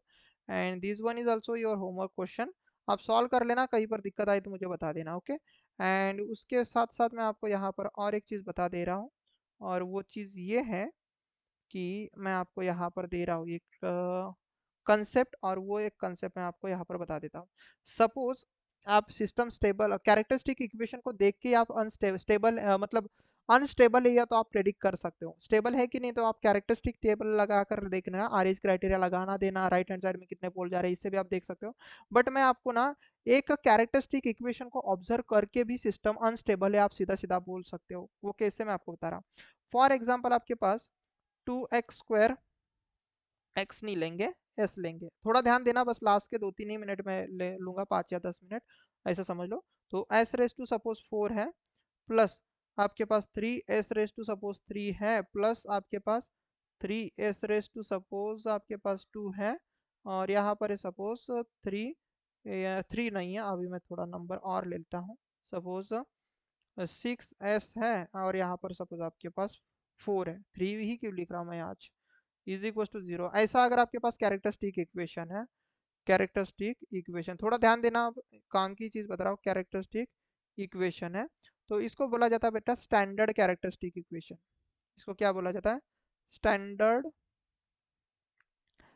कैरेक्टरिस्टिक, या फिर हम बोलेंगे स्टैंडर्ड पॉलिनॉमी। स्टैंडर्ड कैरेक्टरिस्टिक बोलने से बेटर है पॉलिनॉमी आपके पास यही है। ओके, पॉलिनॉमी आपके पास है। अब स्टैंडर्ड का मतलब इसमें दो चीजें होती है, यहाँ पर लिखना all coefficient, coefficient having, short में लिख रहा हूँ हैविंग सेम साइन। क्या होता है, सेम साइन। अब सेम साइन का मतलब ये कि अगर ये पॉजिटिव है तो ये भी पॉजिटिव, ये भी पॉजिटिव, ये भी पॉजिटिव, ये भी पॉजिटिव, सभी पॉजिटिव पॉजिटिव पॉजिटिव ही रहेंगे। या तो आप हमारे पास अगर ये निगेटिव है तो ये भी निगेटिव, ये भी निगेटिव, ये भी निगेटिव, ये भी निगेटिव, तो सभी निगेटिव निगेटिव निगेटिव रहेंगे। तो सब सेम पॉलिनॉमी का मतलब होता है कि आपके पास सेम पॉलिनॉमी का मतलब होता है कि आपके पास सबका आपके पास साइन पॉजिटिव पॉजिटिव पॉजिटिव होगा, या तो निगेटिव निगेटिव निगेटिव रहेगा। ये आपके पास स्टैंडर्ड पॉलिनॉमी का एक रूल होता है। एंड देन आपके पास ऑल पावर, कोई all powers are are present. Okay, सभी पावर्स प्रेजेंट है, मतलब जैसे कि आपके पास एस रेस टू 4 के बाद देख सकते हो कि एस रेस टू 3 है, एस रेस टू 3 के बाद आप देख सकते हो एस रेस टू 2 है, देन एस रेस टू 1 भी है, और यहाँ पर कुछ नहीं, मतलब एस रेस टू 0 भी है। तो सभी इस पॉलिनॉमी में पावर आपको दिख रहे हैं। यस, गेटिंग माय पॉइंट, सभी पावर आपको दिख रहे हैं तो उसे हम बोलेंगे बेटा स्टैंडर्ड पॉलिनॉमी। तो स्टैंडर्ड पॉलिनॉमी अगर होंगी तो इससे आपके पास जो सिस्टम होती है ना, तो दो चीजें हो सकती है, मैं आपको बता दे रहा हूँ। इससे सिस्टम, दो नहीं तीन चीजें हो सकती हैं। ये सिस्टम बेटा आपके पास स्टेबल भी हो सकती है। ओके, ये सिस्टम आपके पास अनस्टेबल भी हो सकती है, मैं आपको बता रहा हूँ। एंड अगर आप, मैं आपको बताऊँ तो ये सिस्टम आपके पास मार्जिनली स्टेबल भी हो सकती है। यस, बट आपके पास सपोज ये इक्वेशन ऐसा है, ध्यान से देखना, ये एक इक्वेशन आपके पास ऐसा है, थोड़ा सा प्यार से समझना, कि suppose 2s⁴ plus 3s⁴ minus 3s⁴ plus suppose 6 into S plus 4 is equal to 0। तो आप देख सकते हो कि ये आपके पास जो कैरेक्टरिस्टिक इक्वेशन है, या फिर हम बोलेंगे polynomial, this is not a standard, non standard है, नॉन स्टैंडर्ड है। अब मुझे बताओ क्यों नॉन स्टैंडर्ड है। क्योंकि सर इसमें देखो ना सर, ये पॉजिटिव था, ये पॉजिटिव था, बट यहाँ पर एक निगेटिव आ चुका है ना। कोई भी एक टर्म अगर निगेटिव हो गई, मतलब पॉजिटिव निगेटिव वाले अगर कोएफिशिएंट आ चुके हैं, तो वो होता है बेटा आपके पास नॉन स्टैंडर्ड पॉलिनॉमी। और नॉन स्टैंडर्ड पॉलिनॉमी मैं आपको बता दे रहा हूँ कि ये 100% अनस्टेबल होता है। इस सिस्टम को आप बिना आर एस क्राइटेरिया लगाकर भी सॉल्व कर सकते हो। तो आप उसको बोल दो कि ये सिस्टम स्टैंडर्ड पॉलिनॉमी को फॉलो नहीं कर रहा, तो ये सिस्टम 100% मैं आपको लिख के दे सकता हूँ कि ये सिस्टम अनस्टेबल आ जाएगी। यस, ऐसे सिस्टम के लिए आपको दिमाग ही मत लगाना। कैरेक्टरिस्टिक इक्वेशन में अगर कोई टर्म पॉजिटिव निगेटिव आ चुकी है ना, तो बिंदास से बोल देना कि सिस्टम अनस्टेबल है। अगर स्टेबिलिटी पूछिए, अगर आपको ये पूछा जाए कि भाई कि बताओ इसके राइट हैंड में कितने, लेफ्ट हैंड में कितने, देन आपको आर एस क्राइटेरिया लगाना पड़ेगा। बट अगर जस्ट आपको स्टेबिलिटी ही पूछिए तो आप ऐसे भी इसका सीधा सीधा कमेंट कर सकते हो। यस, और एक मैं आपको एग्जांपल यहाँ पर बता देता हूँ कि सपोज ऐसी चीज है कि 2s⁴ प्लस यहाँ पर सपोज 3s⁴ प्लस यहाँ पर सपोज 6s, और यहाँ पर सपोज 4 इज इक्वल टू 0। तो ये जो कैरेक्टरिस्टिक इक्वेशन है बेसिकली, ये अगर आपके पास कैरेक्टरिस्टिक इक्वेशन है, तो this is again your non standard polynomial. अब नॉन स्टैंडर्ड क्यों, बताओ। क्योंकि बेटा इसमें जो सेकंड जो आपके पास कंडीशन थी ना कि ऑल पावर प्रेजेंट होनी चाहिए, तो वो है ही नहीं यहाँ पर। देखो s⁴ के बाद सीधा s⁴ पर आए हो आप, s⁴ वाला पावर ही गुल है, यहाँ पर नहीं है ना। तो नहीं है मतलब कुछ एक पावर आपके पास कोई मिसिंग है। तो अब जब ऐसा रहेगा तो ये भी सिस्टम आप मेरे से लिख लेना बेटा, ये भी सिस्टम आपकी 100% अनस्टेबल ही होती है। ये भी सिस्टम आपके पास 100% अनस्टेबल ही होगी। गेटिंग माई पॉइंट, ये भी सिस्टम आपके पास 100% अनस्टेबल ही रहेगी। इसमें भी आपको चेक करने की जरूरत नहीं कि ये सिस्टम आर एच क्राइटेरिया लगा देंगे या फिर करेंगे। आप लगा देना इसका आर एच क्राइटेरिया, आपको राइट हैंड साइड में राइट हैंड साइड में मैं आपको बता रहा हूँ, राइट हैंड साइड में कोई ना कोई तो आपके पास पोल देखने को मिलेंगे, या फिर मैं बोलूँगा फर्स्ट रो में आपको साइन चेंजेस देखने को मिलेंगे। यस। अब इसमें अगर बेटा आपको आरईएच क्राइटेरिया लगाते रहना ना, तो जब आप आरईएच क्राइटेरिया लगा दोगे तो यहाँ पर बहुत सारे लोग गलत क्या कर लेते हैं, तो आपको इसको सबसे पहले स्टैंडर्ड पॉलिनोमियल बनाना है, देन आरईएच क्राइटेरिया लगाना है। मतलब आरईएच क्राइटेरिया लगाते वक्त इस इक्वेशन को ऐसे लिखना है, S raise to 4 plus S raise to 3 वाला कोएफिशिएंट मिसिंग है ना, तो इसको आप 0 multiply by S raise to 3 ऐसे करके आपको लिखना है बेटा। देन आप लिख सकते हो कि 3a square plus 6s plus 4 is equal to 0। Then आप आर एच क्राइटेरिया लगा दो। यस। देन आप बेटा ऐसा आर एच क्राइटेरिया लगा सकते हो। मैं दो ही यहाँ पर लिख के दे रहा हूँ, S raise to 4 and S raise to 3। Yes. अब इसमें आप ऐसा लिख दो कि 3 2 3, देन आपके पास 4 सपोज, देन आप ऐसा लिख सकते हो कि 0, देन आपके पास कितना आ जाएगा भाई 6, एंड देन लास्ट में 0। ओके। देन बाद में तो आपको पता है कि ये स्पेशल केस है, तो इस 0 को आप कट करके आप यहाँ पर सिग्मा ले सकते हो। गेटिंग? ओके। तो ये बात समझ में आई आप सभी को? तो इसको आप ऐसे सॉल्व कर सकते हो, तो this is a correct thing. तो ये करेक्ट है, ऐसे लिखना करेक्ट है। बट अगर आप इसका इसका अगर इस तरीके से कैरेक्टरिस्टिक लिखते हो, टेबल लिखते हो, आर एच टेबल लिखते हो, तो वो रॉन्ग हो जाएगा। वो कैसे? तो ऐसे सपोज आपने लिखा, इसको आगे भी आपको सिलसिला बनाते रहना है, एस रेज टू 4, और यहाँ पर सपोज आप कर रहे हो एस रेज टू 3, जो कि आप देख रहे हो कि एस रेज टू 3 वाली टर्म है नहीं, और आप ऐसा लिखना स्टार्ट कर देते हो। इसके लिए आप लिखोगे, देखो 3 6 लिखते हैं, देन 3 एंड 4 लिख देते, तो यहाँ पर बेसिकली आपने गलती कर दी, तो ये तो रॉन्ग ही है। यस। क्योंकि ये स्टैंडर्ड पॉलिनोमियल में आपने कन्वर्ट नहीं किया, देन वैसे आप आर एच क्राइटेरिया लगा रहे हो, तो ये रॉन्ग हो जाएगा बेटा। ओके। तो ये do not do this mistake in your exam also. Okay. तो ये सिली मिस्टेक बोला जाता है, क्योंकि बच्चे ना स्टैंडर्ड पॉलिनोमियल है कि नहीं चेक ही नहीं करते, सीधा आर एच क्राइटेरिया लगाने लगते, तो ये रॉन्ग है, क्योंकि स्टैंडर्ड पॉलिनोमियल सबसे पहले स्टैंडर्ड बनाओ, देन आर एच क्राइटेरिया लगा देना। ओके। तो ये हुआ। देन मैं आपको और एक ट्रिक बताता हूँ यहाँ पर। एक ट्रिक बताता हूँ, बाकी होमवर्क के लिए मैंने बहुत सारे क्वेश्चन रखे, सेशन बड़ा हो रहा है इसलिए नहीं ले रहा। देन और एक ट्रिक होती है बेटा आपके पास थर्ड ऑर्डर सिस्टम के लिए, एक नोट पॉइंट लिख के दे रहा हूँ मैं यहाँ पर, ऐसा लिखना नोट पॉइंट, या फिर हम बोलेंगे shortcut method for third order system. Okay. तो यहाँ पर होता है आपके पास, अगर only for third order system हो, यहाँ पर मैं लिख के दे रहा हूँ, only for third order system, only for third order system के लिए आपको ये शॉर्टकट ट्रिक लगानी है। आप कैसे देखोगे? आप ये शॉर्टकट ट्रिक देखो, इसमें मैं आपको सबसे पहले बता देता हूँ कि एक होता है इंटरनल प्रोडक्ट। अब ये चीज़ मैं आपको बताऊंगा, इंटरनल इंटीग्रल क्या लिख रहा हूँ, इंटरनल प्रोडक्ट अगर आपके पास ग्रेटर रहा एक्सटर्नल प्रोडक्ट से, एक्सटर्नल प्रोडक्ट से। अब मैं आपको ये चीज़ बाद में समझाऊंगा। इंटरनल प्रोडक्ट अगर ग्रेटर रहा एक्सटर्नल प्रोडक्ट से, तो ये सिस्टम होती है स्टेबल। ओके। ये होती है स्टेबल सिस्टम, ये पहला केस। देन हम देख लेते हैं दूसरा केस, वो ये रहेगा, थोड़ा प्यार से समझेंगे कि अगर आपके पास इंटरनल प्रोडक्ट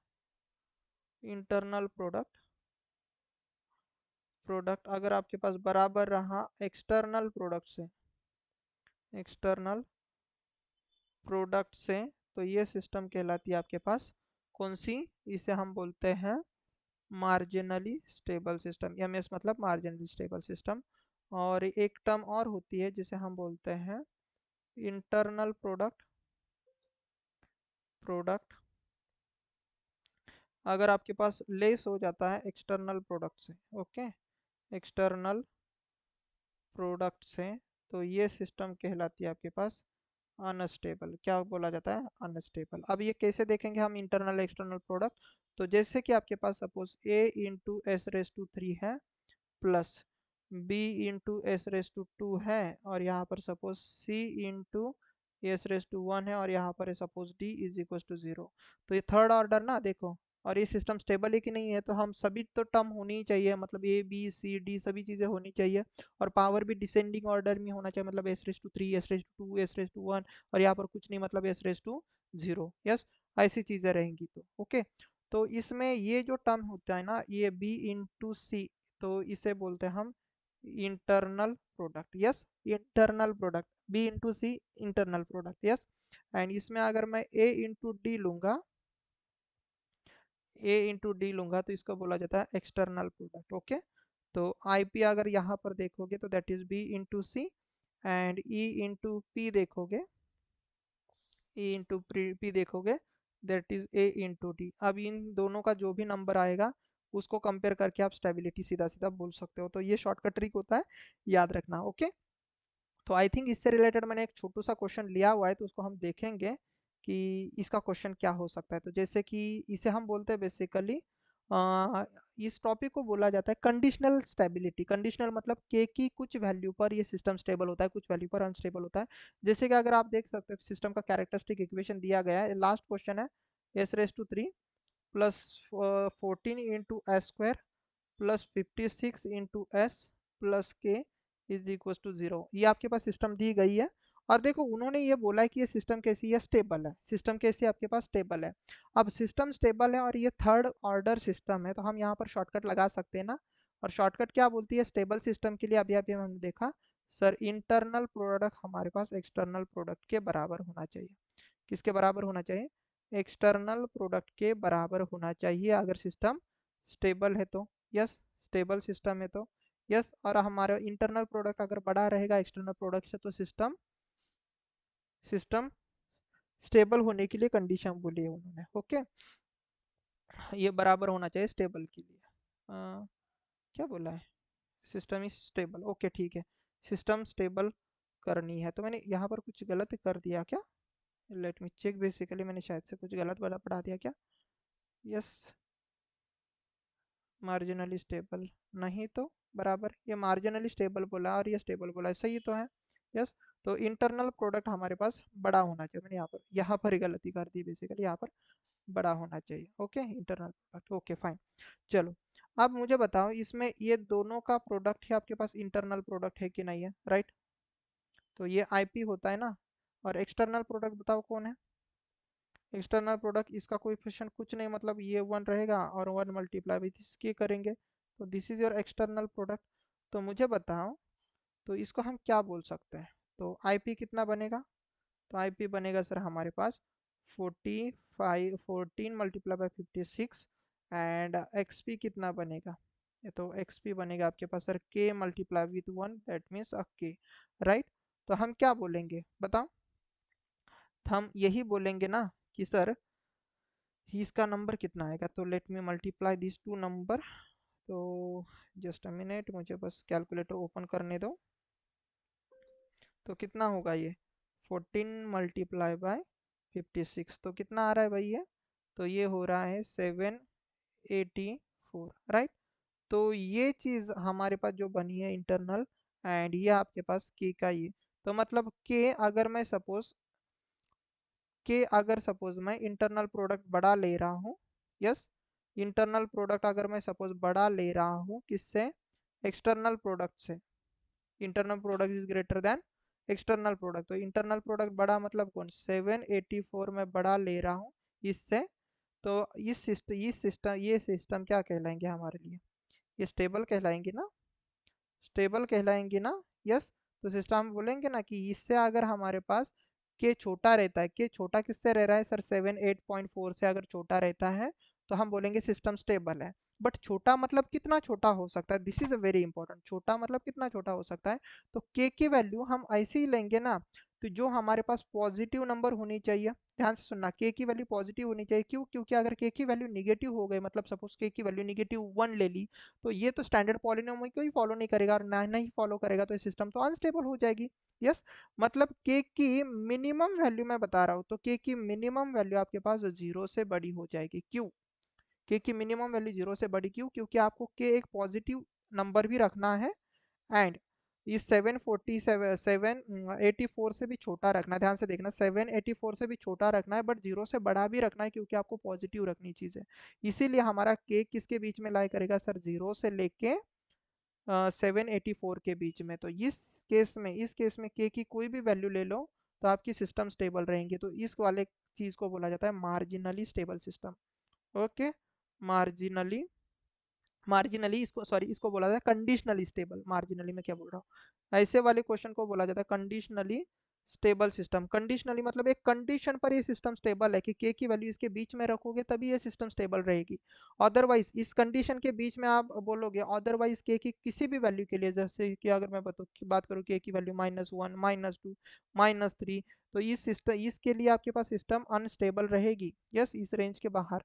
या फिर मैं बोलूँगा कि के की वैल्यू आपने ना 785 कर दी या फिर इससे बड़ी कर दी। यस, इससे कोई भी वैल्यू अगर बड़ी कर दी, 785 कर दी, या फिर मैं बोलूँगा के की वैल्यू आपने 789 कर दिया, ऐसी कोई भी वैल्यूज कर दी, तो इस वाले केस में भी सिस्टम अनस्टेबल रहेगी। ओके, तो ये सेशन मैंने बहुत प्लान से बनाया था, बट बहुत ज़्यादा बड़ा हो रहा था, इसीलिए मैंने बहुत सारे क्वेश्चन बेटा यहाँ पर रखे हुए हैं, तो बाकी के क्वेश्चन आप देख लेना।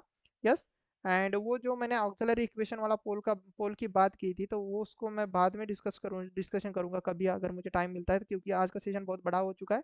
तो उम्मीद करता हूँ आज का सेशन सभी को समझ में आ गया होगा। एंड अभी मैं जा रहा हूँ बेसिकली थोड़ा सा मतलब 1-2 दिन के लिए नागपुर, तो जैसे मैंने बोला था, तो आने के बाद मैं जो सेशन रहेंगे अपलोड कर दूंगा।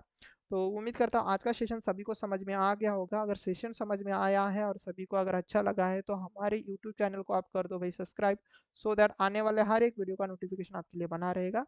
और जितने भी मैंने सेशन महाट्रांसको के लिए दिए हैं, अगर किसी ने अभी तक नहीं देखे हैं, तो सभी सेशन को एक बार देख लेना, सो दैट आपका जो सिलेक्शन रहेगा वो पक्का हो जाएगा, क्योंकि हमारे सिलेक्शन सीरीज का टॉपिक का ही नाम है सिलेक्शन सीरीज, या फिर मैं बोलूँगा सीरीज का नाम है selection series for the Mahatransco. And very important thing, इसके सभी के पीडीएफ आपको मिल जाते हैं हमारे टेलीग्राम चैनल पर। तो जिन्होंने अभी तक टेलीग्राम चैनल ज्वाइन नहीं किया है, तो ज्वाइन कर लो, बहुत सारे बच्चे वहाँ पर ज्वाइन है। इसका लिंक आपको डिस्क्रिप्शन साथ ही साथ में कमेंट सेक्शन में अटैच करा दूंगा। ओके, तो हम जल्द ही मिलेंगे नेक्स्ट सेशन में, तब तक के लिए take care and bye everyone.